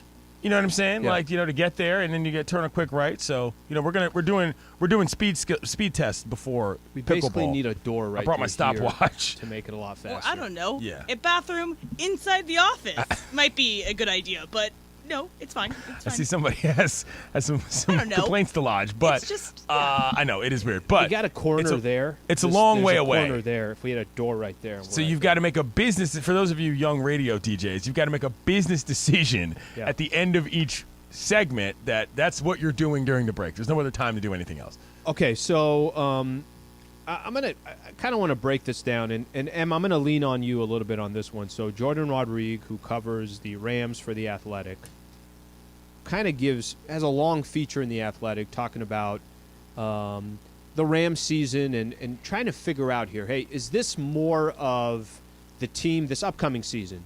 Are you going to be closer to a playoff team, a Super Bowl contender, or is that 5-12 season that we just saw from the Rams? No, that's exactly who they are. And give kind of a rough draft of just some of the bullet points that you think were most important in there. I want you to point it out. Somebody that was at every single game. You're covering the Rams all season long, you and T-Raj. All right, so I think one of the main quotes that I pull out from Kevin Demoff, who's the CEO of the Rams, he says, "This was a collision of really bad circumstances and true adversity personally. Either one, I think, would have survived individually. I think the combination was fatal." So this article kind of goes through, step by step, the biggest points of where the Rams season went wrong. It was a lot of bad luck. It was the longest season ever played in the NFL up to that point. So it was the first time they had 17-game season. They went to the Super Bowl. They had incredible turnover in their coaching staff, and they couldn't 11 linemen in 11 games right. that they had to that were missed. It was a lot of bad luck, and I think that it also was something that the people that knew Sean McVay the best knew that it was really eating at him. They call him like the thermostat. So therefore, whatever room he enters into, he sets the level of the temperature of the room. So he also quoted himself saying, "I have the ability to bring people with me in this positive energy and this aura, but I also believe that it can be equally destructive."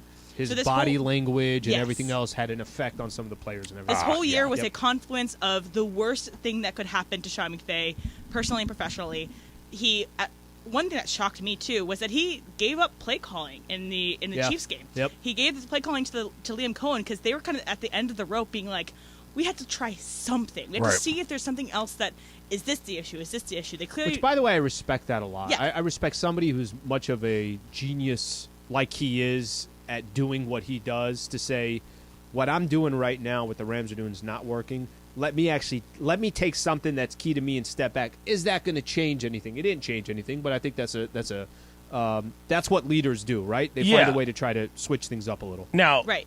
Go on, Em, if you wanted to finish summarizing the story. Yeah, and I was just saying it was kind of just a confluence of really bad luck, bad timing, and just a terrible professional year that I think is something that can kind of be chalked up to worst year potentially in his life. But they were also talking about how the Super Bowl in 2018 they lost was also something that weighed on him as well. It's almost this this drive that he had to win the Super Bowl, and then once he got it, it was like a dog chasing a car. It's like, I don't know what to do with it after I conquered this mountain. So There are. I'm gonna just say one thing to what she just said.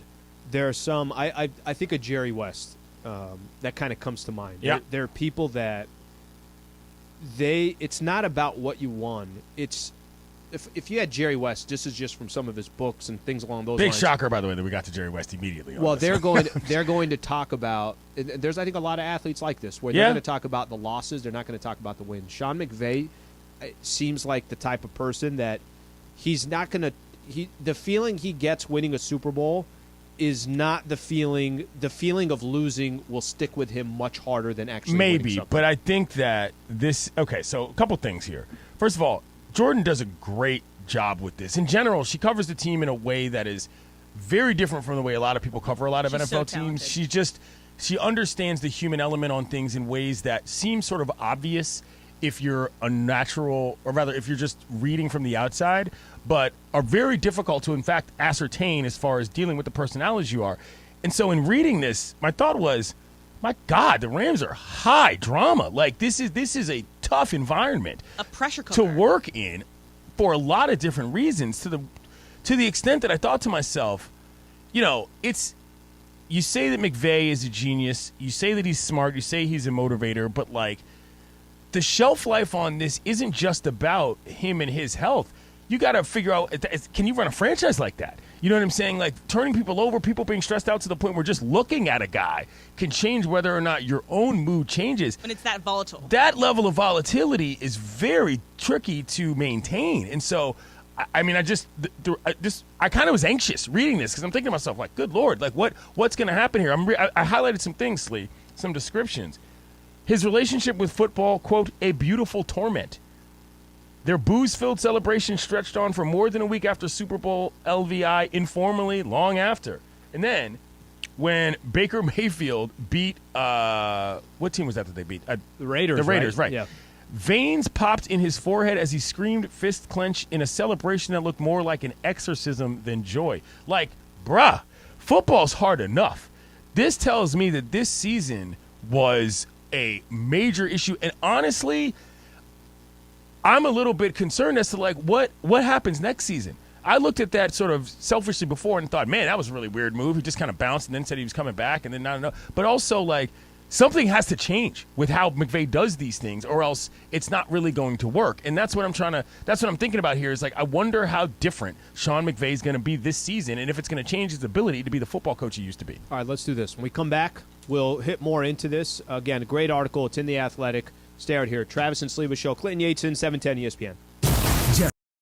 All right, I'm talking to all 710 listeners right now. Let's start off with this.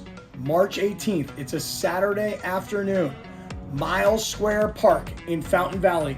That is where I am about to teach everybody a little bit about pickleball. And the reason is because you see my father here is a world champion pickleball player. And while I have never played pickleball, not one time in my entire life, I already got my own racket, which means I'm about to kick some you-know-what. So come on out and support. Be there. We'll all watch college ball games together, and we are going to win.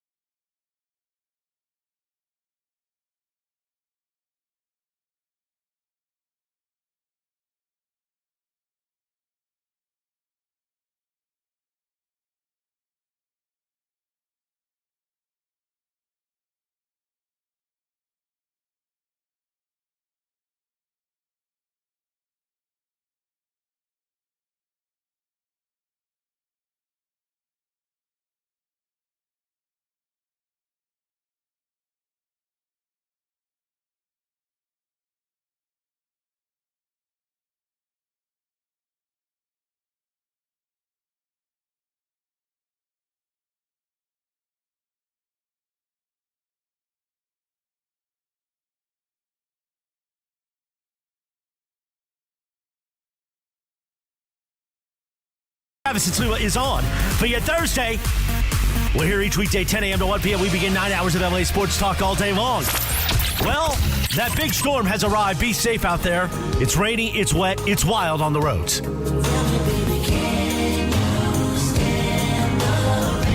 Speaking of wild, Clinton Yates, the big CY, is in for Trav, who's still on that golf trip, which looks like it's been snowed out, according to Travis's Instagram post. But more importantly, today is the day that Alan Sliwa returned from his All-Star break for. The day the Lakers are back on the court as we begin the 23 most important games of the Kings' career. The Lakers push for the playoffs. Corporate Greg tells me it's about 15 wins we need. So that starts tonight. Don't miss any of it right here on 710 ESPN all day long. And, of course, you'll hear every moment on your flagship radio station of Lakers basketball. Let's get to it. Travis and Sliwa with Clinton Yates here Thursday right now. All right, yes, sir. Lakers are back tonight, taking on the Golden State Warriors. Tip-off at 7. Pre-game at 5:30. No Steph, no Andrew Wiggins. It is the most important 23 games of our career. Okay, so just quickly, because I'm an avid radio nerd. Did you hear what happened there? We got out of Morales. We got into the intro. We got Laker voice Sliwa right there, right off the top. When he says the different details of the game, that's Laker voice Sliwa. Travis and Sliwa show Sliwa different person than Laker voice. Lakers Daily. It's Lakers Daily. Exactly what it is. We got to promote it. Okay, we were talking, and we're gonna get into Lakers a little bit later. Talking about the Rams. Can you do me a favor? The way we kind of closed out. You want me to recap what we just talked about? Yeah, just the way you described that, reading the article, talking about the Rams, and talking about the Rams specifically last season, almost made you tense. It got you. Jordan Rodriguez's story. She covers the Rams for The Athletic. Obviously, great reporter. She's been covering the NFL for many years. And she gets to a side by describing through various other people of where McVay was kind of emotionally throughout the course of the season, not just at the end when he decided he wanted to walk away. And the reason why that's important as a thought is because 5-12 was the worst any team has ever finished after the Super Bowl. Teams frequently miss the playoffs after winning the Super Bowl. That happens. But not that type of 5-12 is a major thing. And how it affected the team throughout the different courses of the season is detailed magically, I think, by Jordan here. But it left me thinking, my goodness, maybe this dude should take some time off, because if everything about not just success, but each part of the day is so intertwined with who he is as a human from a football standpoint, like, bruh, relax. You know what I mean? And I don't say that to imply that he should not have a job or anything like that, but you're in it. And if you read this story, you'll understand how seriously he takes football and how much it meant to him. Man, like, that was a bit of an emotional roller coaster to read that whole thing. Let me give you an example. So, we've heard the term, you get burnt out. And remember last year, after they won the Super Bowl, it wasn't a lock that Sean McVay was going to come back. There was kind of still in question. Remember him and Aaron Donald? Aaron Donald, keeping them alone was half the battle. They were trying to figure that out. That was last year. That was after you won the Super Bowl. Yep. Okay, then you go through a season where, I mentioned, you got 11 different linemen in 11 different games. Matt Stafford doesn't get a chance before the season starts. He's dealing with his own injuries. Really tough schedule. One of the toughest schedules in the league. But here's the funny thing. With the schedule, the schedule, you can have, I think this is what's great about the NFL. Now you have 14 teams make the playoffs. It's going to be 7 new teams that are going to get in. So you can't really predict it, but it ended up, yes, incredibly tough schedule. But aside from that, assistant coaches leave, right? You got Von Miller ends up, an important piece ends up in Buffalo. Allen Robinson comes in, and you think that he's going to be kind of one of those big weapons for the Rams. He wasn't. And he signed a 3-year, 40 and change million, whatever. There were a lot of things outside of what is under Sean McVay's control. And it's bad luck. It just honestly just kind of turns into something that no one could have predicted and no one could have necessarily prevented. Right. So I think that's what he's getting at. That's the question. I think the question is, okay, well, is it more that they're not a good football team, or is it more, as you're talking about them, there were some circumstances that every team goes through circumstances. But were their circumstances larger than some of the other teams? And it is, I think in sports, it's a perfect example of this. In any sport, it doesn't matter what it is. Sometimes things just go your way. Yeah. Sometimes they don't. And I think for the Rams, there is more of that. Things just didn't go their way. You talk about McVay and just kind of the I think burnt out is a great way Clearly. to describe it. But if he was already questioning retiring, or not even retiring, stepping away from the game after they won the Super Bowl, and now they come off a season where he's 5-12, and remember, this wasn't a guarantee or lock that he was going to come back this year. This was just decided, what was it, a month and a half, 2 months ago, whenever it was. I don't know how much of that's going to change. I think maybe for him, because he's so young and he hasn't really gone through this experience, I think just life experience is going to help him. I guess, but again, reading this story, Emily, I'm thinking to myself, this guy needs a hobby, because if the football side of it is controlling that much of your mind, just as a human being, like the Rams' circumstance as a team is one matter. If I'm Sean McVay's friend, I'm like, bro, let's go on a golf trip. You know what I'm saying? And let's hope it snows so we have to do something else or whatever. You know what I mean? Like, it just felt like this is a guy at a place in his life that's trying to figure out a lot more than just how to get, the 11 package to work against the Chiefs defense. He's got some other things happening where who he is as a person is way too caught up in his job, at least for any level of sanity. The NFL consumes everything it's oh, man. Tough to read. But you also need to see him learn and grow through adversity. If you come back from this and he's never tasted. He's never really tasted. Obviously this 5-12. He's never tasted. No, he had incredible success from a very young age. Like this is his 7th straight year. He has been the youngest coach in the NFL. Oh yeah, and it's just like you have to be able to learn and grow through adversity. And I'm worried that if it doesn't change this year, that might just be. But you know what? It's not a good coaching quality in you to not be able to deal with something like that in adversity. Right. It just shows his youth, I think, that's comparatively to someone like, I don't know, Pete Carroll, who has dealt with these kinds of things before. I think that's it more than anything else. What she just said is, look, you're going to have to go through some hells. Right. Like, losses are a part of the game. It's not you can just have success. And I know they've won 1 Super Bowl, and he's been to 2 Super Bowls, and he's still the youngest coach in the NFL. I get all that. I understand that. But the only reason why I bring that up is because that's what I'm talking about, the experience of it. Life is not just, hey, just everything's going to be great and dandy, great and dandy, great and dandy.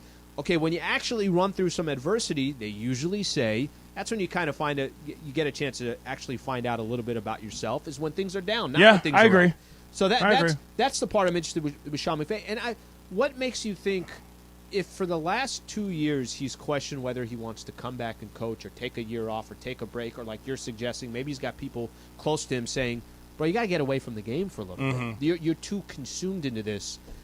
What makes you think that he won't, in a year from now, kind of have that similar conversation of, do I still want to do this right now or do I not? I don't know, but, I mean, I guess what I'm saying is also, like, he's given a lot to the team. He's obviously the reason for a lot of their success, but there's a lot of other people there, people whose jobs are depending on their ability to get things done. And if you've got a guy who is emotionally volatile enough that it's affecting the entire place, that makes it harder to lead. And this is not a knock on who McVay is. It obviously is successful, but it's fair. It's a difficult thing to sort of gauge, because I'm not saying the Rams got to kick him out of the door, but if you're turning over coordinators, players are noticing it, like that's a different problem than whether or not a guy can get down the field and hit a curl route, you know what I'm saying, and get open and get a first down. Those are separate things in terms of, like, frankly, human resources, for lack of a better term, and actual football. Fun fact, by the way. McVay and I went to college at the same place at the same time. I did know that. Yeah. But it's also the idea that maybe he just needs to delegate. And I know in this article it talks about the Liam Cohen taking over play calling abilities. Maybe Liam Cohen wasn't the option. It wasn't the best option for offensive coordinator. Now they have Mike LaFleur as their offensive coordinator this year. Yeah. So maybe we see an experimentation where McVay lets go of the rope a little bit, because I think that with people that are so wound up tight, it's going to explode if you don't just let it go a little bit at a time. Well, that's what I'm saying. The Rams might tell him to let go of some of the reins. That's kind of where I'm getting at. That might be something that they work to professionally based on what seems to be the high emotions of the scenario. You know what it sounds like? It sounds like somebody who's incredibly young and has had a tremendous amount of success, and this is part of his learning curve. Yeah. That probably can't be rushed, probably can't be taught. You just have to kind of go through it. And I think he's literally going through it. That's showbiz, baby. And what's the difference between that and, I'll give you an example, a CEO that's running a big-time corporation and he's only 40 years old. Yeah. And he's in the trenches every single day, and it's high stress, and he's making everybody else super stressful as well, right? But that's part of what makes these people great at their job. I'm not saying that I don't know Sean McVay personally. I don't know any details really in his life. I know as a football coach, he's amazing. Everything else that comes with it, I'm sure for him, it's like, okay, that is my top priority right now, and everything else comes second. I do like the fact that he reads books about leaders as a way to sort of relax. Like, just the soft I'm gonna go stuff. read this Lincoln biography Go watch just to The Office. unwind. I don't know. Like, go watch something on TV, Go watch Sean. The like, Office. I'm with you on that. I don't know. Take a swim. Like, That's be with your wife. that's Download content. Pandora. That's content I would watch. Like Sean McVay watching The Office or recapping The Office. I don't need to watch the show. I just want to hear him recap. Mike McDaniel, like he was talking about when he was on the plane with Tua, they watched like MacGruber Yes. on the plane back. Like I think that he needs to maybe experiment a little bit with things to relax with. Yeah. And take the Mike McDaniel route. I'm Chill down. out a little bit. I like Mike McDaniel. That guy's funny. I don't believe him for a second. If he said that he was gonna, no, I'm just gonna go. I'm gonna go watch The Office. You're not buying Where that? are you gonna watch it? I'm just gonna watch from the facility. I'm just gonna get out there, watch from the Kick my facility, and go feet. from there. Kick my feet up in the linebackers room. Okay, if I had to ask you, just based on everything that we just said, there's a higher probability next season that the Rams make the postseason or don't make it. Don't make it. I just think the quarterback situation is very up in I the think air. higher probability that they make it than they don't. What do you think, Em? I think they're making the postseason. Yeah. I think that Matthew Stafford has his elbow things, he has his concussion things, but I think it depends on what they do with their backup quarterback situation. If they retain Baker Mayfield, or if they get an experienced backup quarterback, like, I don't know, Taylor Heineke that's floating out there. Someone that can keep you afloat. I think the Rams have enough tools in order to keep themselves afloat if people stay even a little more healthy than them. And their offensive line was the real reason they didn't win last year. The only reason why I say it, I think the only reason why I asked that question, look, there's a lot of things that are going to happen between now and the start of the regular season. What happens to back up everything else? The only reason why I present the question is because I think circumstances had a lot to do with them being 5-12. I don't think they're that bad of a football team. I think it had more to do with the circumstances. So if I had to just sit here today, I get what you're saying, and pick one or the other, you're going to make the postseason or you're not. I lean towards it. But the big circumstance is the quarterback one. I just can't readily say as a sports professional that a team with an up in the air quarterback situation, depending on a backup, is definitively going to make the playoffs. That's just not how I feel. Which about I the would NFL. say that around any team. Yeah, right?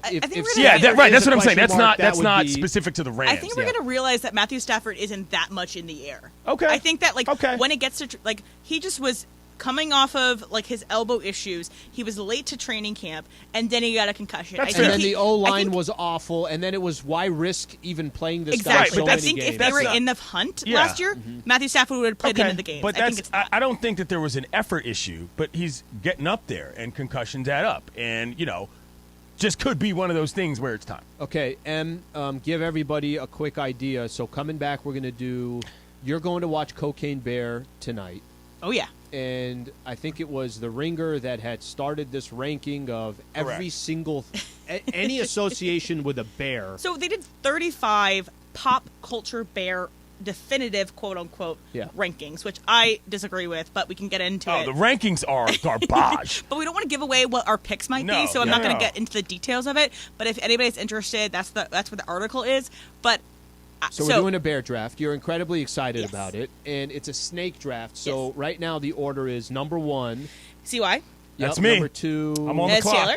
Okay, and you got 3, and then I got basically 4 again, and then we go back down. Yeah, we got 16 picks that we're going to do. So, hey guys, also if you didn't catch it earlier, our odds for the first pick in the draft: 4-1 is Winnie the Pooh, 5-1 Teddy Bear, 5-1 Yogi Bear, 6-1 Baloo, 7-1 Gummy Bears, and 20-1 Bear Grylls. So if you want to get in on that action, tweet at us. We're doing a bear draft coming up next, so that's the best way that I can describe it. This is literally what I'm here for. 12:30, we'll talk some Lakers, we'll talk some Clippers. Stay right here. Travis and Sliwa Show, 710 ESPN.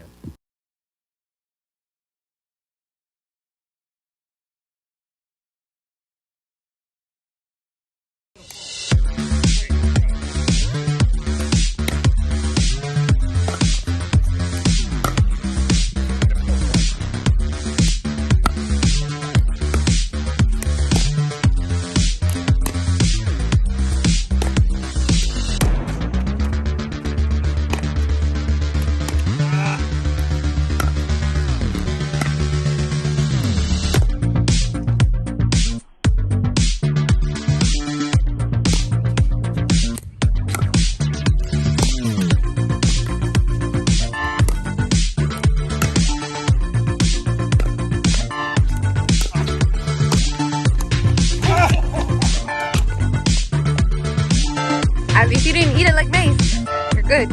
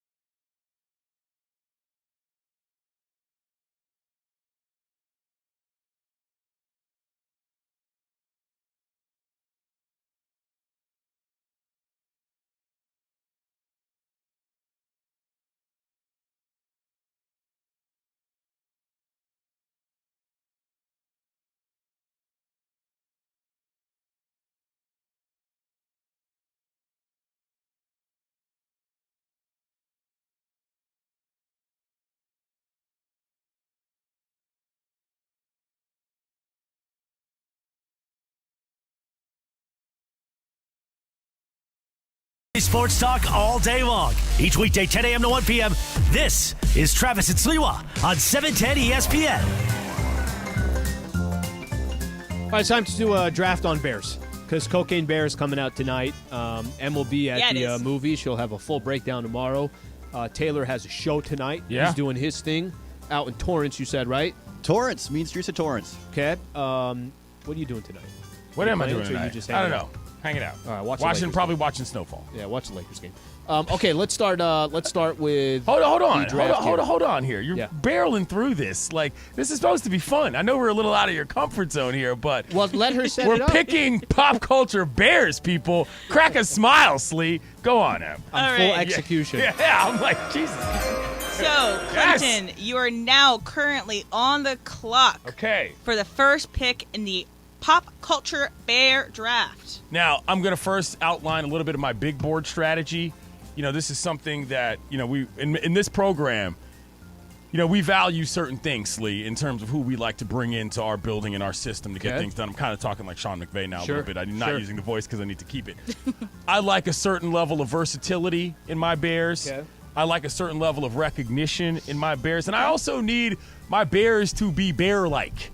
I don't need the number one pick in the draft. Soft Bears. Okay. So the number one pick in the draft is a bear we all know. A bear, in fact, we all know so well that the bear is known as the Bear, as in Smokey the Bear. Wow. All right. Wasn't even on the Smokey list. the Bear is the number one pick in the Bear draft. And let me break that down quickly. Number one, Smokey, safety advocate. Safety first. All right, that's something that we value very well in this program. Number two, Smokey went through a makeover a couple years ago. This is the kind of versatility that I'm talking about. Smokey went from O-line to defensive end rusher. You're not getting through. Smokey is shutting down your quarterback every time. Also, can I tell you something that sucks?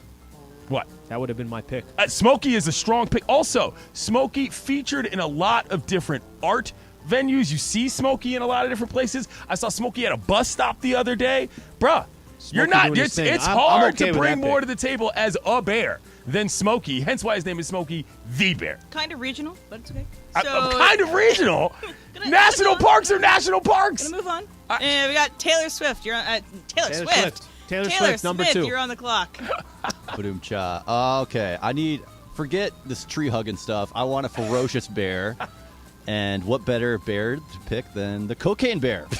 Hey. Taking him right out the gate. Gonna kick some ass. Are you going to see the movie, Taylor? Yeah, not right away, but I'll see it eventually. The thing about that movie that's so great is the idea of random historical thing happens that nobody really knows, and then just make up the entire story behind it and run with it. It's That's amazing. what Hollywood needs to do. Yes. All right. Alan, you are on the No, clock. year three. Year 3. Hold on. Oh, Emily's on the clock. Never mind. By the way, while we're here, look at this picture of No, Smokey. he's the man. That was my number one Smokey pick. at a mailbox. I don't with know what to do. other little bears on the mailbox. It's like I thought. I didn't know Wembenyama was going to fall in the draft. I didn't know. Yeah, no I didn't know what backup. to do. All right. So, my bear is something that... No, you have to say with the third pick. Oh, we sorry. select. Yes. With the third pick in the popular culture bear draft, I select someone or a bear that I think we all know and love. I think we've all had experience with. Well, he's I think gone. that provides a lot of comfort. Okay. Has historical context with it. I think that we can't go into any home with a child in this United States That's that true. doesn't have one of these. I think we all have experience with them, so I'm going to go teddy bear, number 1 in my It's a good pick. It's a good pick. Didn't think Teddy would drop all the way to number 3, honestly. Okay, so this one I guess is I didn't know. I'm thrown off here. I thought the Smokey the Bear would be available at the number 4 pick with the number 4 pick in the bear draft. I'm gonna go Winnie the Pooh. Okay. Winnie the Pooh. Let me just say this, and when I was around 7, 8 years old, that's all I did. I just basically woke up on Saturday morning Really? at 6 a.m. to watch Winnie the Pooh. Are you going to go see that new Winnie the Pooh slasher Nope, flick? I'm No. good, but I will keep them right there. Winnie the Pooh, Blood and Honey is actually the name of that movie. Yes, exactly. Hold on, hit the sounder again because he's got 2 picks. It's The number 5 pick now as we continue to go. Okay, so this one, I don't know if this is an upset. I don't know if this is coming in too early, but I'm okay with this. I'm going Bad News Bears. Okay. As my second pick, number 5 pick overall. Not a bad pick. Okay. Sort of, it's an older code, but it checks Classic. out, to use a Star Wars joke. Whose pick is it? It's Emily's. So There we go. For the next pick in the popular culture bear draft, I pick, again, something I think we have all had experience with. I think it's another comfort. It might be a comfort food. I think they're tasty. They can vary. They have an iconic brand, but you can also go off-brand, and you're never disappointed. It's a good pick. Personally, It's a good pick. gummy bears. Solid pick. Gummy bears are gummy bear. What is your favorite gummy bear? Green or red? Green or red? Oh, I was referring to brands. oh, but okay. I mean, Haribo. Haribo, by far the best. Some people don't like Haribo. Some people think that they're a little too, like, Sugary? yeah. That's what I was going to say. Yeah. Okay. To each their own. So we're gonna go to Taylor. There we go. Okay, my Bears are just I gonna. love that that's your favorite right there. That's my favorite part of all this. My Bears are gonna dominate your guys' Bears because I don't know, they're vicious. I'm gonna go with the bear from the Revenant. Okay. Okay, so we've developed a theme here Yeah. as to what kind of bears Taylor enjoys. Must be wild. Are we gonna win this game or what? Non-domesticated. Well, is I don't critical. know what it is. Is it like a Winnie the Pooh a bench stands no press, chance. A bench press challenge. Winnie the What are we Pooh doing also. here? Yeah, Winnie the Pooh ain't running my offense. All right, it's a soft bear. So That's for funny. those who don't know the Revenant, can you explain the Yes. bear and the Revenant? He almost eats Leo DiCaprio. Yep. Yep, and he attacks him. It's But really he on the movie. ends up getting killed. So Yes. the bear that you took, I want you to know is dead. I just want you to know it's not alive right now. Well, not after he gets to Winnie the Pooh. Not before.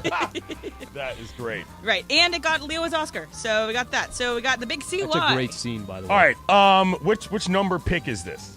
Now 8, 7, 8, 1, 2, 3, 5, 4, 6, 5, 7, 8. 8. With the 8th pick in the pop culture bear draft, the Big CY selects Master Po from Kung Fu Panda. It's a good one. A great bear. Yeah, he's awesome. Athleticism, the kind of maneuverability that really works well in our offense. That's really what Kung Fu Panda and Master Po bring to the table. Level of comedy as well that keeps the locker room loose. We enjoy that. But specifically, the reason why I like Kung Fu Panda, and Jack Black voices it, which is really good. Master Po, obviously great. This is a movie that, as a non-child, I definitely watched a lot. I was like, I don't care if I'm in my Quality 20s. animated feature. This is funny, and I'm going to enjoy it. And there are 3 of them, and I watch them. Kung Fu Panda rocks. Master Po, It's a good one. second on my big board. You got another one. Got another one for the 9th pick. I've got another one right now. I forgot. Snake hit the draft sounder. number 9. Hit the sounder. It's a snake draft. That's the one I was looking for. Okay, I wasn't sure about this pick because, look, comes from a program that puts a lot of guys into the pros. You know what I'm saying? This is kind of he's not exactly a 5-star, more of a 3-star that we've got to develop. But also, quality skill set. Fozzie Bear from the Muppets goes with the 8th pick. Now, Fozzie offers a little comic relief. Tremendous hat game Fozzie has. But, when you think of the Muppets, you think of your Miss Piggies, you think of your Kermits, you think of your Gonzos, you think of your animals. You don't go to Fozzie immediately. You know what I'm saying? He's kind of a farther down on the depth chart. He's a deep track. Yes, he's a deep cut in the Muppets track. So, Fozzie Bear. All right, the 11th pick in the draft. We're going back to Taylor. Vicious bear will Taylor pick? Exactly. You're going to go with the polar bear in Lost because that is a vicious bear. No, I'm going to go with the refrigerator. William Perry, Chicago Bears. Oh, that's a great bear. Great bear. Kicking ass today. Great bear. Okay. All right.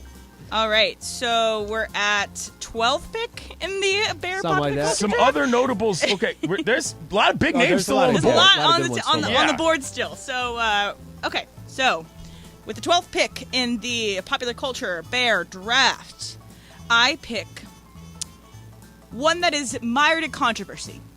We go back and we think, is it actually how I remember it or is it not? We have you can't go into a child's waiting room in the United States again without seeing these bears come up.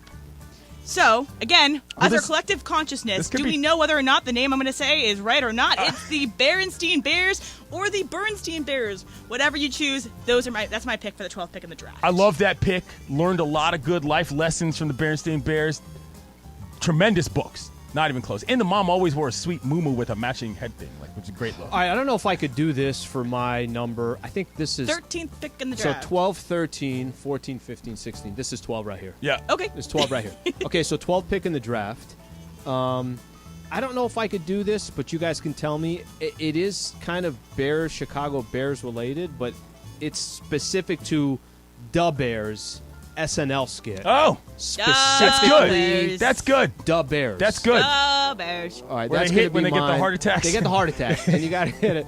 It's Farley and it's all these other guys. So it's one of my favorite skits on SNL. Bears, good so sketch. The Bears is my 3rd pick personally. Okay, so who's that? Well, I got one forgotten. more, and then I'm done. Okay, I and then got you're one more, done. I'm done. Yeah, because that'll be my 4. So I've only picked 3. You got one more coming. So I got we'll one come more back coming. around All to right. you. Okay, this one. It's a snake draft. I don't know if you might know it. I'm not sure if they've seen the movie, but this is we're going to go a little old school here. The Great Outdoors. Do you remember The Great Outdoors? No. Do you guys remember The Great Outdoors? John Candy, Dan Aykroyd. Oh, the movie. Okay, The movie, yeah, The I've Great heard of this Outdoors. movie. I've heard of the movie. I have I not would seen not it. have a recall in this. It's one of my. If Trav was sitting here, he'll know exactly what I'm talking about. It's one of my favorite movies of all time. All right. This bear is supposedly they're all in a cabin. I don't want to say he's hunting the family or anything along those lines, but at one point they do take a shotgun.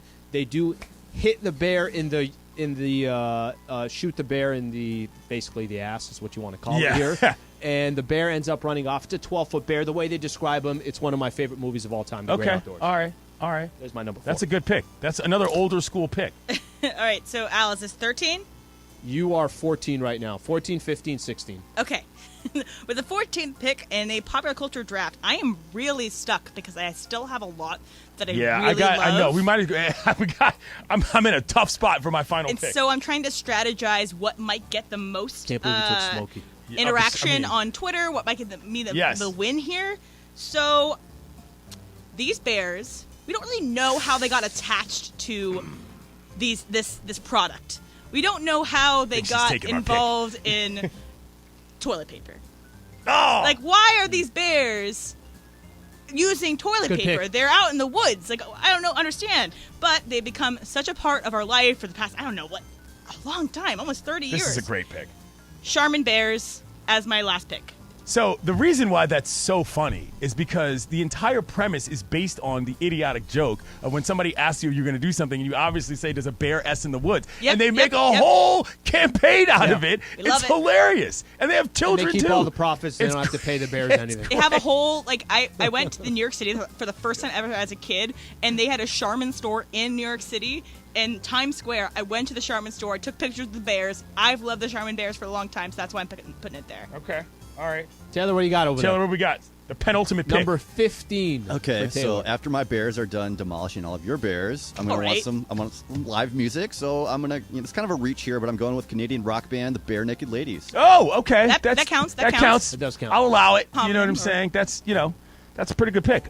So Final one. this is Is it? tough. Mr. Irrelevant. Mr. Irrelevant, and I think this is kind of obvious if you've seen my draft strategy. I like a bear with a little personality. I like a bear who's got an obvious skill set that we can use in our offense. This guy's got the best hands in the league. I mean, you've seen him operate all over the place. It's Yogi Bear. I mean, this guy's got his hands all over everything. Great theme song. Yogi can pick it up. All right, that thing gets in there. Yogi is snatching it, and there's really nothing you can do about it. Just tremendous maneuverability as well. Yet again. So that is my team. Can we review our squad? I was going to say, so Should we come back? Let's go in order. Or should we come back We'll and come back, and we'll review review our it, squads, and we'll go And from tweet at us, call us, tell us what we missed, like what we missed. Baloo not getting drafted was a big one When right it's there. the theme song Yes. that's playing behind this entire segment. Yeah, all right. there. Okay, we'll do that coming up next. Stay right here. This is the Travis and Sliwa Show on 710 ESPN. But don't forget, you got to join us for our inaugural Pickleball Madness tournament. Come out Saturday, March 18th from 10 a.m. to 4 p.m. We're talking all about bears. It's at the Agape Pickleball Center at Miles Square Park in Fountain Valley. Reserve seating is still available, kiddos. Register at ESPNLA.com. The event is open to the general public. Bring the whole family.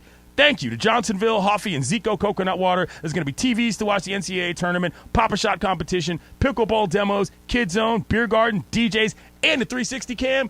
Going to be a blast.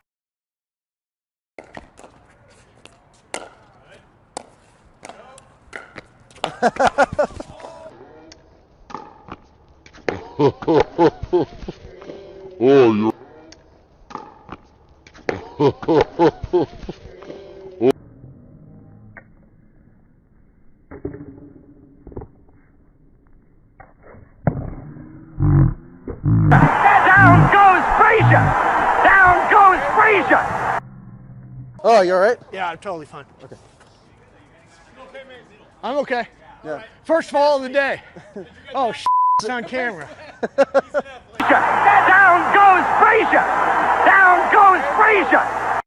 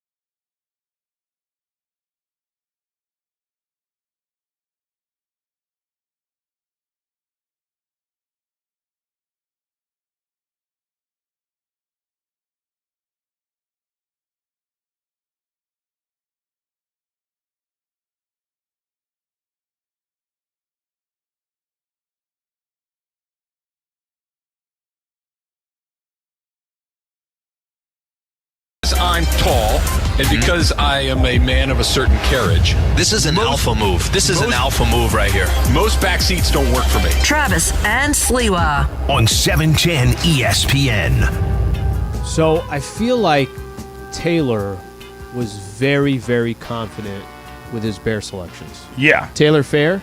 Because you kind of came at us What's- after every pick. You I mean- came very aggressive after every one. What's the purpose of this draft? Is to win the, I don't know, the bear fight. Yeah. Isn't it? I mean, you like a No, berry it's to bear. It's to you get know. the most, like, that people think that you won the draft. Like, Yeah. okay, I think it's, like, the most popular. 'Cause now what you're saying, if it's to win the fight, I'm not winning with Winnie. No. But see, no, the fight She's is not winning with Charmin. my four and- bears versus your four bears. What goes down? And if your bears are so buried that they can't even make it out of their own setup without killing each other, well, then maybe that's not the best composition of your squad. Okay, Taylor. let's do this. That's what a bear was designed to do by nature. So So we have a poll on the YouTube. Okay. And anyone want to guess who's winning? I don't know. I'm guessing probably. Clinton's winning. Oh, very well. I was Okay, guessing. do your four. What Okay, are my your four. So we Yep. started off things, and by the way, completely throwing off Slee in the entirety of the draft with my first pick. of Smokey threw me I mean, off. Smokey the Bear. Again, I thought nobody's going to pick Smokey. none of these other bears have the article "the" in front of their bearness. That's how you know he is the big bear. The bear. I don't argue that one. He's not Smokey the anything. There's not some other the bear. There's Smokey the bear. Yeah. And I mean, he's topless in a forest with a ranger Nice. hat on. This is, I mean, You don't have to sell me on this on is Smokey. I've done jobs like that. So we like Smokey. Master Po from Kung Fu Panda. Again, just Good personality. great personality. Everybody loves him. Yeah, everybody loves him. You know, just moves well. Big part of it. Fozzie Bear was a bit of an off-the-board pick, kind of a elder statesman pick, if you will. You need a guy like that in your locker room just to kind of maintain some level of continuity. And, of course, Yogi Bear, who master, let's just say, showman in terms of impressing tourists, keeping the Rangers on their toes. Yogi and Smokey, that could be an issue. That's the only real concern I have on my team is if You'll be Yogi all and right. Smokey can get on the same page. You know, late season pickup like Yogi, you never really know when you've got your team put together already of Bears how that's going to operate. Go in the same order. So Taylor, what's your four bears? First through four. okay, so who did I have anyway? I had the bear from the Revenant. Oh, you had Cocaine Bear Yeah, first. Cocaine Bear first. Oh, we're going in. Who cares? Yes. It's You're one fine. through Do your four. thing. In the Cocaine first Bear, round. Revenant Bear, Bare Naked Ladies, and who did I pick third? The Fridge. Oh yeah, William Perry. The Fridge was your strongest pick there. I liked that pick. He's a big bear. All right, so my picks were the general teddy bear. There's gummy bears. Then there's the Berenstein or Bernstein bears. And then the Sherman bears. So can you elaborate on why you picked the Bernstein Bears and what you said The about thought that? process. Yes. So- No, you talked about the controversy. Yes. So what I liked about the Berenstein Bears is because I think in the past couple years actually, people have been realizing that there's this like great Mandela effect where we all misremember what the name of the actual book is and whether or not we got it right. So we always, I don't know, me growing up, I heard Berenstein Bears. Yes. Then you go look it up and it's spelled Bernstein Bears. And so it's this collective unconsciousness in us that we just change these letters. And that's why it's not just the content of the books that interest me about the Berenstein Bears, but it's the lore around them. Okay, 1 through 4 for mine. Yeah. It was Winnie the Pooh took number 1. Da Bears, SNL skate. Actually, that came third. Yeah. Bad News Bears was number 2, and then the bear from the Great Outdoors. What was his? Bart the Bear. So you went with what we'll just call sort of a performance-based Bears. All performance. You know? All like performance. you had to be on a big screen in order Yeah. or like a screen of some I'm trying to sort. make the playing tournament. Okay. That's what I'm trying to do. Just trying to get in there.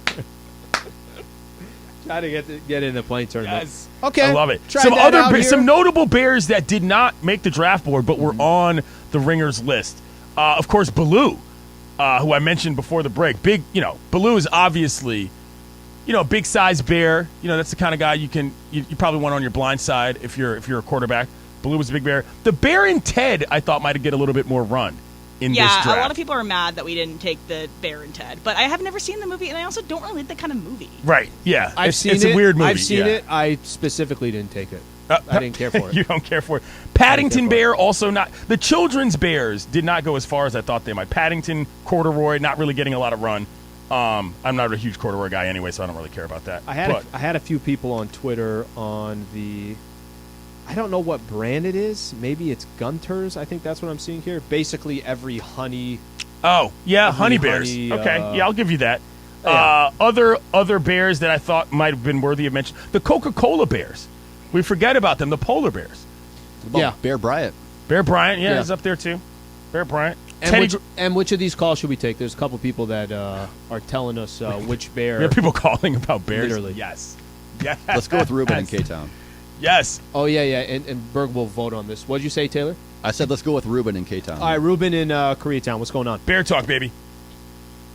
How's it going? I can barely stand this talk about the Bears. Who do you have here? Who we missed? You guys are missing two good Bears. You get 3 for 1 in the Three Little Bears. They'll break into your house and then they'll eat your food. Okay. Thank you. Oh, who else? Real quick. Go ahead. You have Teddy Ruxpin. Teddy Ruxpin's a solid bear. Yeah, no, Teddy that's good. Ruxpin's a quality bear. Thank you for the phone call. That's a good bear. Ruxpin was off. It wasn't on the ringer list. Was he talking about Goldilocks? I think and the he three was. bears? I And does think- he know the story? Because I they think don't he break was. in. She breaks in. I was a little confused, too. The three bears were they were going to be my Mr. Irrelevant. Three bears, the original victims of white privilege are the three bears. This is how we learn this lesson in our lives. Some chick shows up at your house sleeping in all your beds, and you're like, what's going on here? She's like, oh, I didn't know. Come on. You know what I'm saying? The bears don't even bear at that point. All right, Jim in Pasadena says we missed a sleeper. Jim, who did we miss? Hey guys, so I wanted to say the sleeper, but the pick that fell in your draft was Yogi. Yogi should have been a top 2 or 3 pick. That's gonna be your best pick of the draft. I only caught the tap. I caught 3 through 16. I don't even know who was your number 1 pick. Number 1 pick was Smokey the Bear, cocaine bear. not a bear, the bear. My old school pick. I don't know if you guys are old enough to remember the TV show Gentle Ben from the 1960s. No, never heard of it. What's the bear? Tell us about it. It was I think it was a Disney production. Anyway, catch it on YouTube. Appreciate this is you. one that hits close to home. If you guys grew up in the LA area or in Orange County, Disneyland, they had an entire area, Bear Country Jamboree. Oh, solid. That's I know what that is. Excellent. He's got a couple good picks there. Yeah, I mean, again, look. How random is the this? bear draft is serious stuff. You guys want to know? You guys want a little behind the curtain? Here's how bits come together. This was sent to me by Emily, and I said, we have to discuss this. This is a priority. And I literally wrote, I have many thoughts on this matter, and it turned into the draft. I wish I actually went, because I think I already know this. Josh in L.A. Josh, who'd we miss? You guys are missing the ultimate GOAT in Bear Grylls.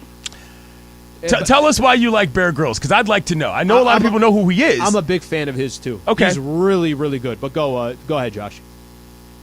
The guy can survive anything, and he can also teach everyone how to survive everything. Okay, all right. Well, Slee, that's why you would like him, because you're a spy. You need to know all those things. He's legit. He's got good shows. Okay, Berg, did you have Appreciate based the phone on call. everybody's Yeah, so draft here? I've gone through all of these, and I was very He's heavy like a on general manager. Yeah, back there, yeah. I was very heavy on your side, Al, for a long time. But then you had that Great Outdoors pick. That's Great Outdoors is a great movie. But it's just throwing me off because it just doesn't. The bear is not. There's so many other better bears you could have gone with. I think. I was against CYs for a while, but looking over it again, I think it's just so strong. Top to bottom. Smokey, Poe, Fozzie, Yogi. I mean, that's this is how you build a program. I don't think I can go away from it Do you anymore. know who disagrees with you? Huh? Taylor. Taylor's is super strong. Cocaine Bear, Revenant Bear, the Fridge, then the Bare Naked Ladies I throws think you're me off. just kind Too of much- jealous of my too list. much. No, it's I think definitely yours is the most solid. fun. I'm going to go in order. I think my list is a little fun too. I mean, yours is I think CY's is the best. Okay. I think Taylor's is the second best. Emily's the third, and Ooh, unfortunately, Slee. Al, This the guy Great just Outdoors said- knocked you all the way to the bottom. Just said I was there, and You the were. Great Outdoors took me all the Took way me out. off of it. Here's- Everyone else That's is full all the way through. Here's my San question, Antonio guys. Spurs. You only had 4 picks. You got to make them Probably count. should actually go Emily, What's up, Em? Taylor, Here's my Al. question. Have you guys interacted with the bears on your list? Oh, wait. My bears, we've interacted with all of them. Okay? I mean, Teddy bear. First of Gummy all, bear. that's Charmin fair. bears. Winnie That's the fair. Pooh at 4 is the strongest pick of all of them. The fact that Winnie the Pooh fell all the way to 4, Like you get an extra credit. Well, if for I that. could have got Smokey, I would have took Smokey. That's what I'm over saying. Winnie. Smokey, I set the tone. Winnie All is the right. best of all of the bears. Oh, that's you're a Winnie guy. I'm a Winnie the Pooh, but Are you guy. going to see the slasher flick? Yeah, of course. And also, the Tao of Pooh was an amazing, amazing book. Okay, all right. Changes So- your life. Okay, we'll appreciate that. Yeah. Not a lot of bear picks. What do you got? Let's Em? get to Which the one? phone. All right, so let's go to Jason and Downey. He's on Jason and Downey, give us some bear talk. First and foremost, if this doesn't win a Mandy, I'm through with this station, guys. This was top tier radio segment. Let's get this a Mandy. But solid list, but I got to go with my boy Taylor. He had a vicious list, and I love it. But Taylor, you missed one perfect bear. California? This bear is a war hero. He's a veteran, and he's known for killing Nazis. You should have drafted the Bear Jew. Have a good day, guys. What? All right. Is that Inglorious Bastards, I think? I don't know what that could is. Be that. Yes. Yeah, okay. it could be that. Fair enough. Fair enough. We got By the another way, phone call. Berg didn't say Anthony Rincon. Nobody took the UCLA bear. Yeah, I That's a mean, good you know, point. I mean that's a docile Good point. bear, though. Yeah, that bear goes 500 in conference every year. I don't need that bear. Hey, what are we talking about? That bear gets you excited in the beginning Yeah. of the season, and then it always loses big That games. bear's in not October bear's and not November. bringing home any trophies. I did miss the Care Bears, The which Care were Bears, a big part yeah. of my childhood. I had the lavender bear. I don't remember what the name of the bear was, but they have Yeah. powers which could Ramon beat up says, your bears. Can't believe no one didn't take the Care Bears. My Care Bears could beat up all your bears, Taylor. Did you pick them? No, I didn't. Oh, okay. The volatility of your bears is a concern, Taylor. I mean, that's the kind of squad, you know, where they get off the bus and you're like, oh my goodness, look at those guys. You know what I'm saying? You're worried off the rip. That was a lot there. That was You a like lot that? there. People were very passionate about who picked Again, what, at the top who of the took show, which what did I ones. say? I You said did we say got wacky radio bits Yeah. coming, and you're gonna love it. And we got there, and people did. I'm All glad. right, we got the dump coming up next. Stay right here.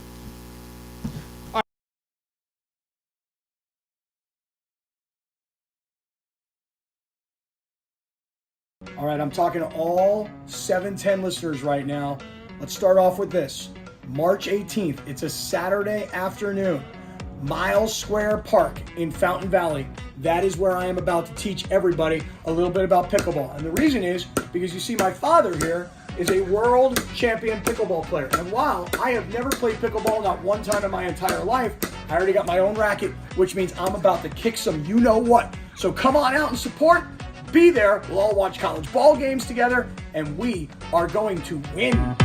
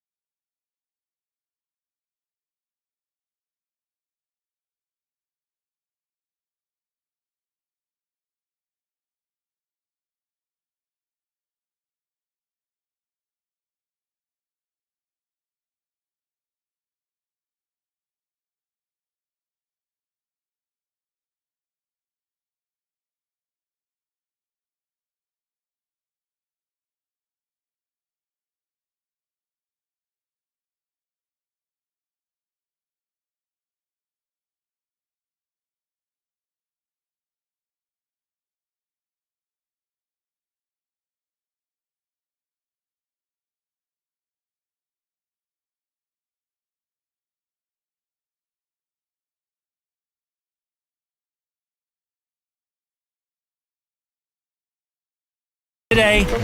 Yes, it's time for the dump.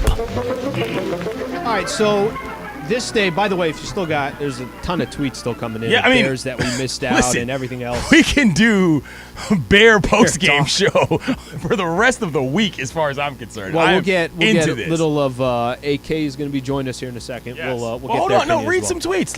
Let's hear some tweets before we get to the stuff. I think I read the ones. Let's see if there's anything else in there. Okay, I'll come back to it because the last one I got was the UCLA Bear. Got it. Okay, this is kind of a funny one.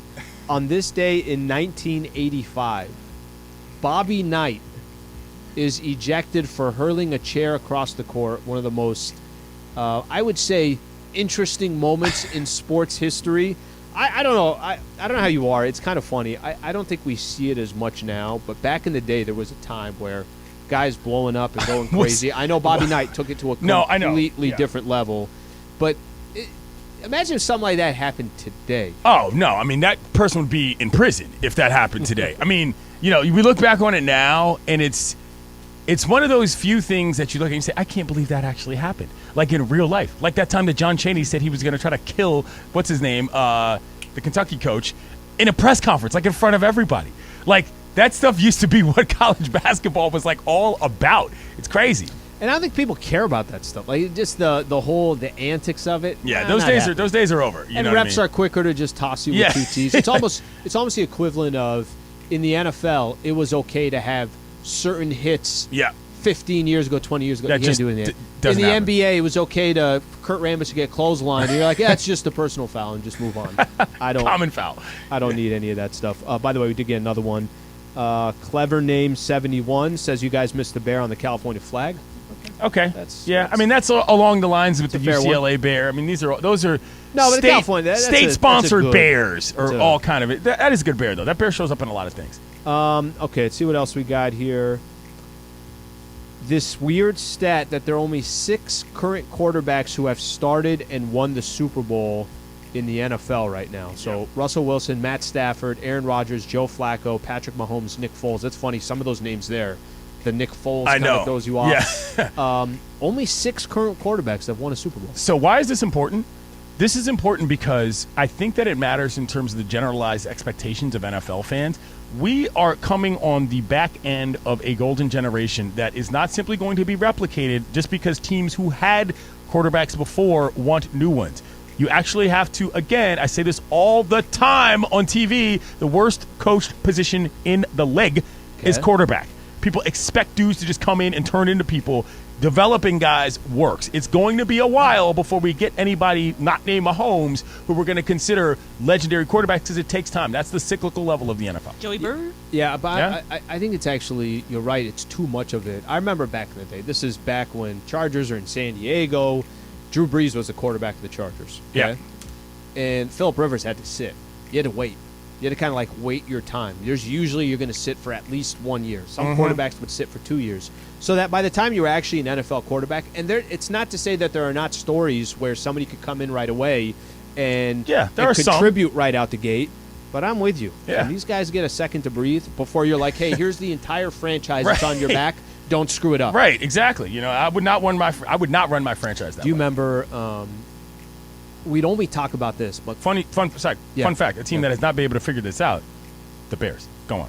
But this Bears. this is a good example of like there was a time where this was the case. Remember when these NBA players would come from high school and go right to the NBA, and everyone would just talk about, but look at Kobe and Kevin Garnett. Yeah. Why are you picking the 2 Hall of Famers that not have the example championships of this? Right. How about all the other guys that came in and then you never heard their name after exactly? that? So speaking of quarterbacks, Diana Rossini said that Derek Carr is being courted by the Jets, and she said the Jets made it very personal. They said, we want to believe if you come to New York and you win a Super Bowl, you can be a first ballot Hall of Famer. So, okay.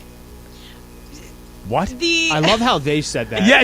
Oh, thanks, Jets. So what makes a first ballot Hall of Famer to you? It definitely can't just be one Super Bowl win, but it does depend on what that one Super Bowl win is. If it's like at the end of a long storied career of someone who's won like 4 MVPs, whatever, right, that's different than someone who only goes once and they aren't necessarily the reason that they go to the Super Bowl. Derek Carr has 7 10-loss seasons. Sorry. You're not smelling Canton with that kind of career record. I don't know where you are on Hall of Fame stuff. I don't know where you are when it comes to... Let me tell you where the Raiders when it comes to the NBA, all this, I don't know what the criteria I don't either. is. Let me tell you what I know about criteria Canton. You know what the most interesting thing to me about Canton is? The busts. All right? The artistic level of the busts is all I care about. Ed Reed? Ed Reed is the best Hall of Fame bust in the Hall of Fame. In the bust Hall of Fame. Like, they've been making busts for thousands of years. Ed Reed's bust is the best bust of all. Never mind in the National Football Hall of Fame. Those conversations. Go ahead. But what I'm going to say about the Hall of Fame stuff is that there's a difference between Derek Carr is going to come away with a lot of stats. He's going to have a lot of stats. Specifically, he might lead with the Raiders, at least at this point.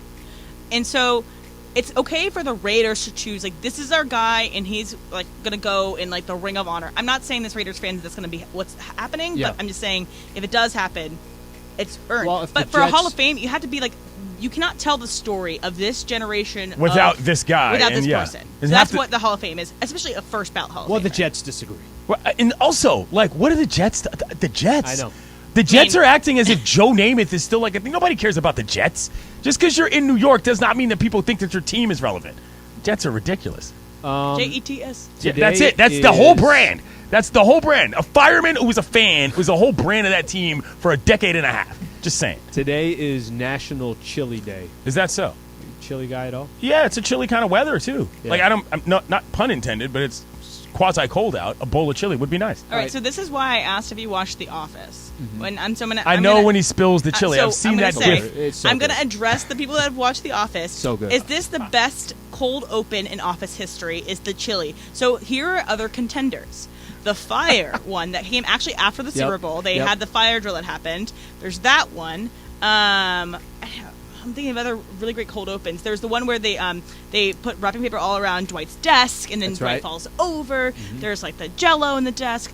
There's the fake Jim where he's like, oh, like, good for you for not seeing race. That kind of stuff, Jim. So there's a lot of other things. For me, the fire, because it's used so often, and I don't know how many times we reference that, whether we're doing a sports thing or something else. For me, it's a fire. Clint has no response on that one because he's You truly told me you were addressing the people who watch The Office. I know. So I went to Twitter to look at more bear talk. That's what I did. Did you get anything? In the interim. People are mad at me that I missed the Honey Smacks bear, who's like on that cereal. And Honey Smacks is a very niche. Yeah, I think I don't think you really. I even forgot who that bear was. You didn't go food anything. No, I was not really. That wasn't that. Strategy. Listen. Again, I told you, my roster construction is a very serious process. Teddy Grahams? Teddy Grahams, okay, maybe. The Kanye bear, that bear was definitely not making it. Yeah.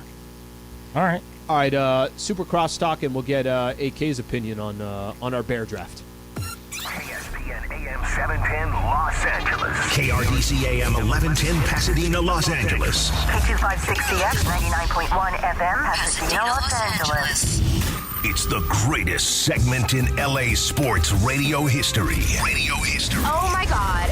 When the shows come together for magic on the radio. It will only grow stronger. Super Crosstalk. Are we ready for Mason and Ireland to join Travis and Slee? Super Crosstalk begins. Super Crosstalk presented by In-N-Out Burger. In-N-Out.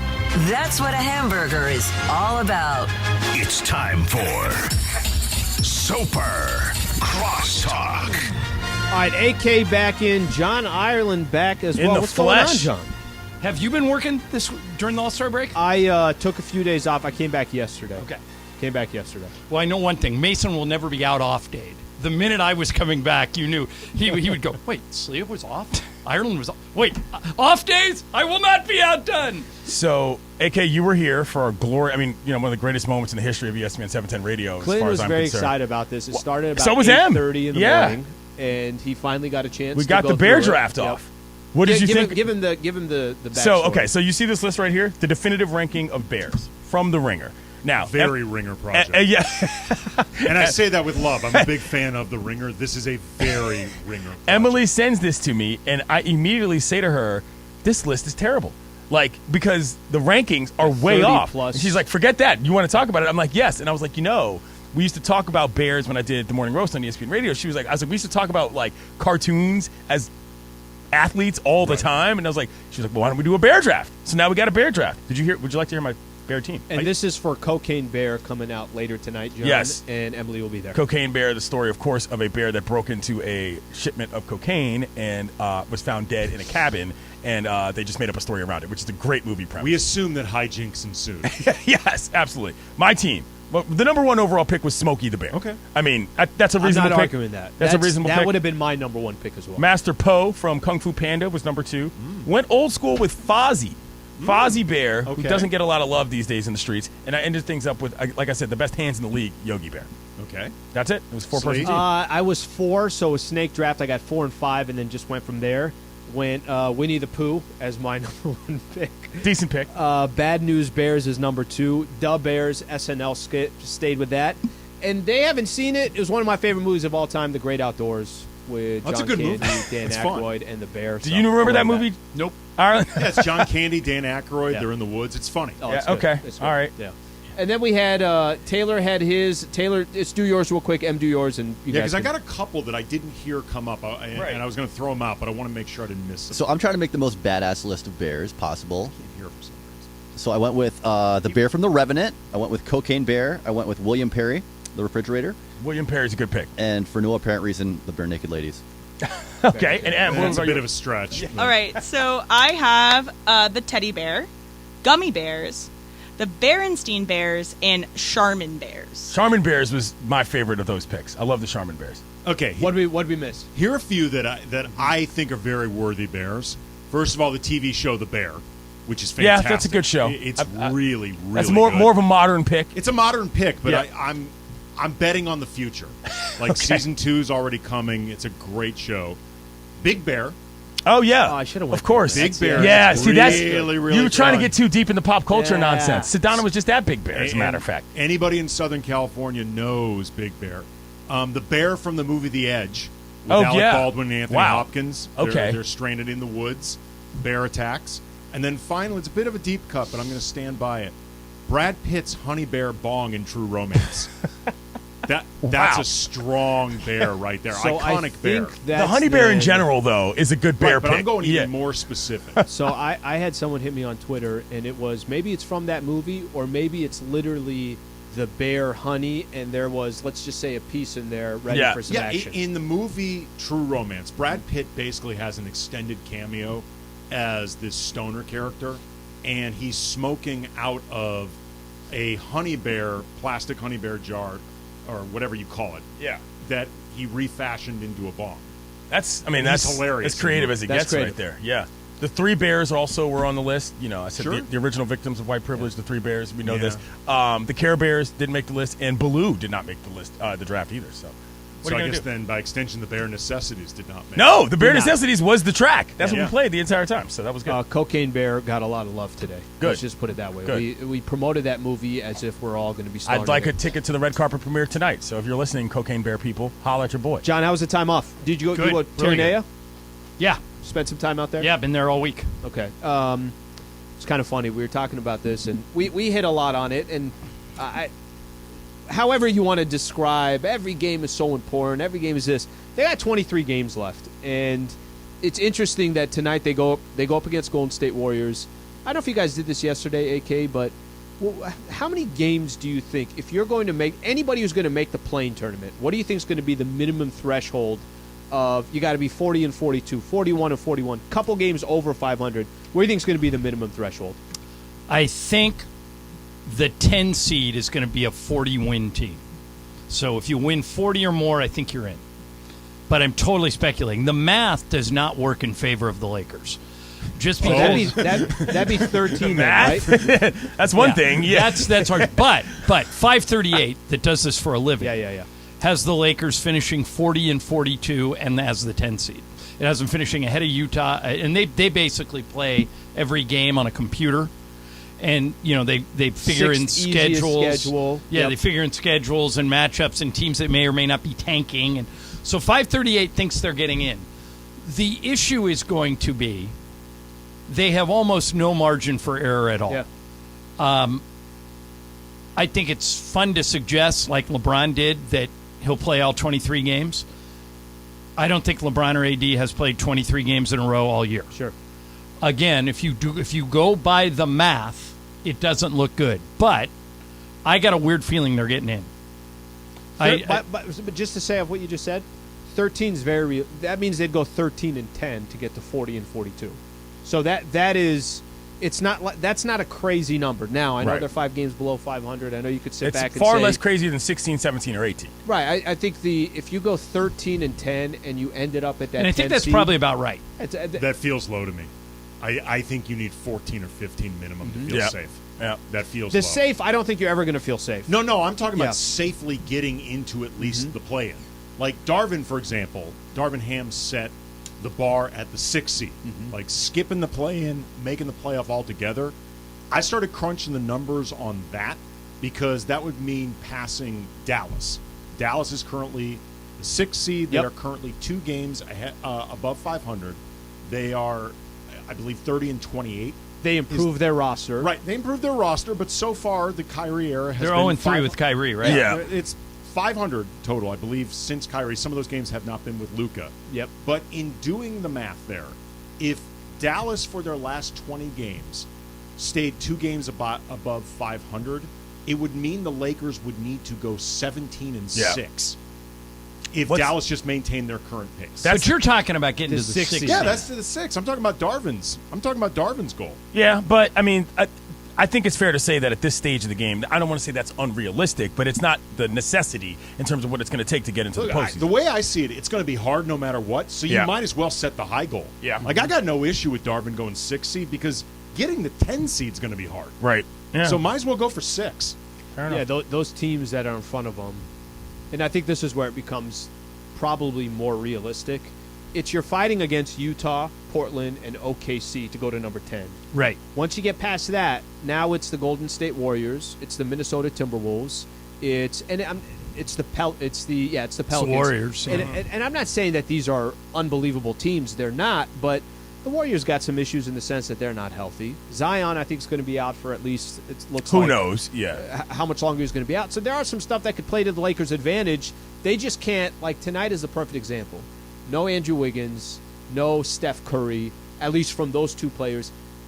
This is not a game. Like, they don't have games. If you lost at Dallas or Memphis, then it's okay. You can't lose games like this. So that's where you are, AK? This is a must-win? Yes. I mean, if you're thinking about this. I mean, it is. Yes, John, What's I realize so funny? mathematically they're not going to be eliminated from the playoffs if they don't. But I agree with you. In any real world that isn't being taken in the most literal sense, yes, with the math they're facing against a team they are chasing to try to get past, this is a must-win game. It's a must-win opportunity. Yes, that's probably the better way to put it, is that if you want to be able to do what you say you're going to do, this is one of the games you have to have in order to be able to do that. I mean, Anthony Davis said that these are all must-win games, but I guess he's wrong. He is wrong. If they lose tonight, it is not the end of the season. No, that to me is the that's- definition no, but that's of a not what we're must-win. talking about, though. That's what you just said, must win. That's What's not your what must- definition of a must win? If you lose tonight, then your season is basically morale is shot and you're done. It's like losing a game that you know you have to have. If you want to make the playoffs, Yeah. you need to win the games in front of you, especially the ones that you're chasing. Math these plus teams. morale is what it is, in Like, my opinion. I mean, in the most literal sense, no, it's not must win. That's a really bad way to define it, though. Right. That's how you. Because that has nothing to do with reality. If the question is you're trying to get to 13 wins or 14 wins Right. or whatever, and it's figuring out what 13 or 14 games you're going to get, if this is not one of them, then now you got to go win maybe at Memphis. Here's the or thing. Yeah, especially at Dallas home, or- too. It's That's not another just thing. the wins that matter. It's which losses you avoid. Yeah. Like losing against the teams you are chasing It's not gonna work. is extremely bad. Well, wait a minute. They're 13th? Aren't they chasing everybody? Yeah, that makes them all must win, John. Yeah. Yes. Well, no. But so you think they need to go 23-0? They No. No, I'm It's saying just they need depending to on win. how the rest of the They league need to works beat out. every team Yeah. they're chasing. Yeah. Just to make the math work, because some of those teams are going to cannibalize each other. They can't miss against teams they're chasing. Wait a minute. The next 7 games are against teams they're chasing. The ones they are directly chasing. Look at the next 7 games. I'm not But all talking those like teams Memphis. I'm also- not talking about Memphis. They're not going to catch Memphis. Yeah, and also Dallas, OKC, Golden State, Yeah, twice. Minnesota's in there. Right. They Also, need It's to the next win 7 games. But Golden State is also undermanned, which means that your probability of winning, you assume, is greater, thus making it more of a must. Because if you can't even get what's that, the- what are you even doing? What's the practical argument for they don't need to win these games? Yeah, I mean, Like, what's the practical argument other than literally they're not eliminated?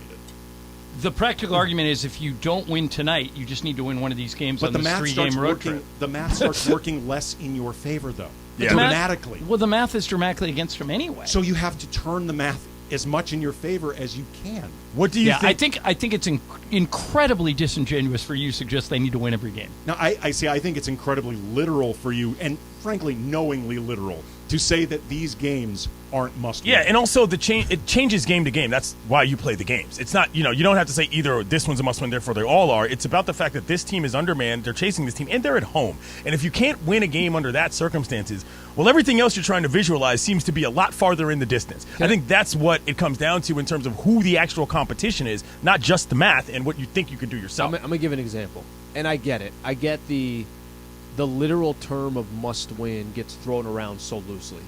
To me, must-win games are not elimination games. That's two different things. After the Rams lost their first game against Buffalo, you remember Mace saying that the game against Atlanta was must-win. Yeah, most ridiculous thing ever. But and I get what you're saying is, okay, wait, you're going to be 2 games in. What do you mean this is a must? Two games into a 17-game set. Yeah, and I know Mace isn't turns out talking he was right. about They it. needed all the wins they could Yeah, get. I mean, the But other thing is that no, but they won that game and it didn't matter. But I'm saying that I get the literal sense of must win. I don't. Okay, I so think we the can Lakers argue about that, are but in I a don't agree. desperate situation. I do not believe that must-win games are by default elimination games. That's just the base level of how I operate. So that's. So to you, every game is a must-win? No, it's just that must-win means that something is going to change if you do not win that game. That was not the case beforehand, and that's kind of where I think this team is right now. Is that with this kind of pressure on the squad, a home game, a down Warriors team, and ahead of you, you've got to win this game. Like otherwise, what the rest of the stuff you're going to do doesn't really make sense. If they lose tonight, but they win Sunday, what's the difference? We'll see based on what happens with the rest of the teams ahead of them. That's what I'm saying. And you Right. put yourself at the best advantage in any situation to beat those teams in terms of the math. Because here's the problem: if they lose to Golden State tonight, but then beat them next week, all you do is just sit neutral. You Yeah. didn't gain any ground on it, and they need to gain ground. That's key. Very key for them. We haven't got your thought on it. Russ to the Clippers. How do you think? I mean, you've said this before. I've heard you on the mic with Russ, how he's always been one of your favorite players. Yep. He stays in town, joins the Clippers. Clippers team's got incredible depth, but their strategy is it's confusing. But I get it. They're also trying to just wait for this final stretch, and Kawhi and maybe PG play a lot more. What do you think of Russ there? I think it might work, but I thought the Lakers would work. So I'm very biased because I like Westbrook. But I think it'll come down to whether or not Ty Lue has the balls to take him out when he goes out and goes 0 for 5, and you can tell he's playing for He's got himself. nothing to lose. Yeah. Right. But except the locker room. Because one thing that like, I'm a big Frank Vogel guy. Russ had as much to do with Frank Vogel being fired as any one individual player. Sure.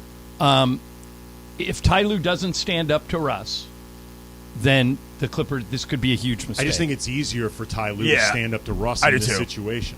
I do too. Well, will he do it? I would think he would. I mean, he's supposedly stood up to LeBron before. Yeah, but LeBron's a Hall of Famer who he wouldn't take out.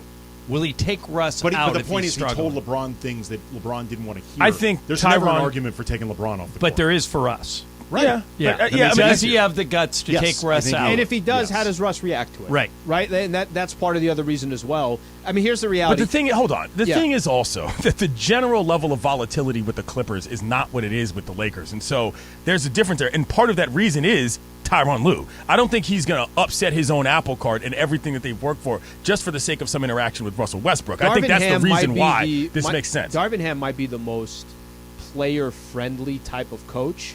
So I don't know if I completely agree with that because it's not like Darvin Ham. Darvin would take Russ out for entire fourth quarters. Right. Will Ty Lue do that? But my point is that he also will the way Russ treated those situations be any different than the situations are with the Clippers? We don't have that answer. I think it's entirely possible based on the foundations of the team is what I'm getting at. You know what I'm saying? You're walking onto a good team as opposed to trying to be one of the best 3 players. It's on much a bad less team. important for the Clippers that Russ works than it was for the Lakers. Right. that It was Russ everything worked. for the Lakers. That's what I'm getting at. Well, Yeah, And and there was nobody other outside of the factors, too. Clipper locker room thinks they're winning it anyway. It's kind of them against the world. I still think that, to me, the 3 teams, my 3 that I think are coming out of the West, nobody else has. I would put them in no particular order: Clippers, Warriors, Suns. Oh yeah, the Warriors are the defending champs. Almost everybody has Denver. A lot of Almost people are everybody jumping has off of the Memphis. Warriors. Memphis. Well, Memphis is 2 right now, right? Yeah. They're such a young team. And well, if you ask John Moran, he ain't even worried about the West. but I think the Warriors, because they have the best 5-man unit. The Clippers, because if they all click on the same cylinders, they could be really dangerous. And the Suns, because of Durant. All right, Super Crosstalk is powered by In-N-Out Burger. That's what a hamburger is all about. Mason Island coming up next. AK in the house. Sedano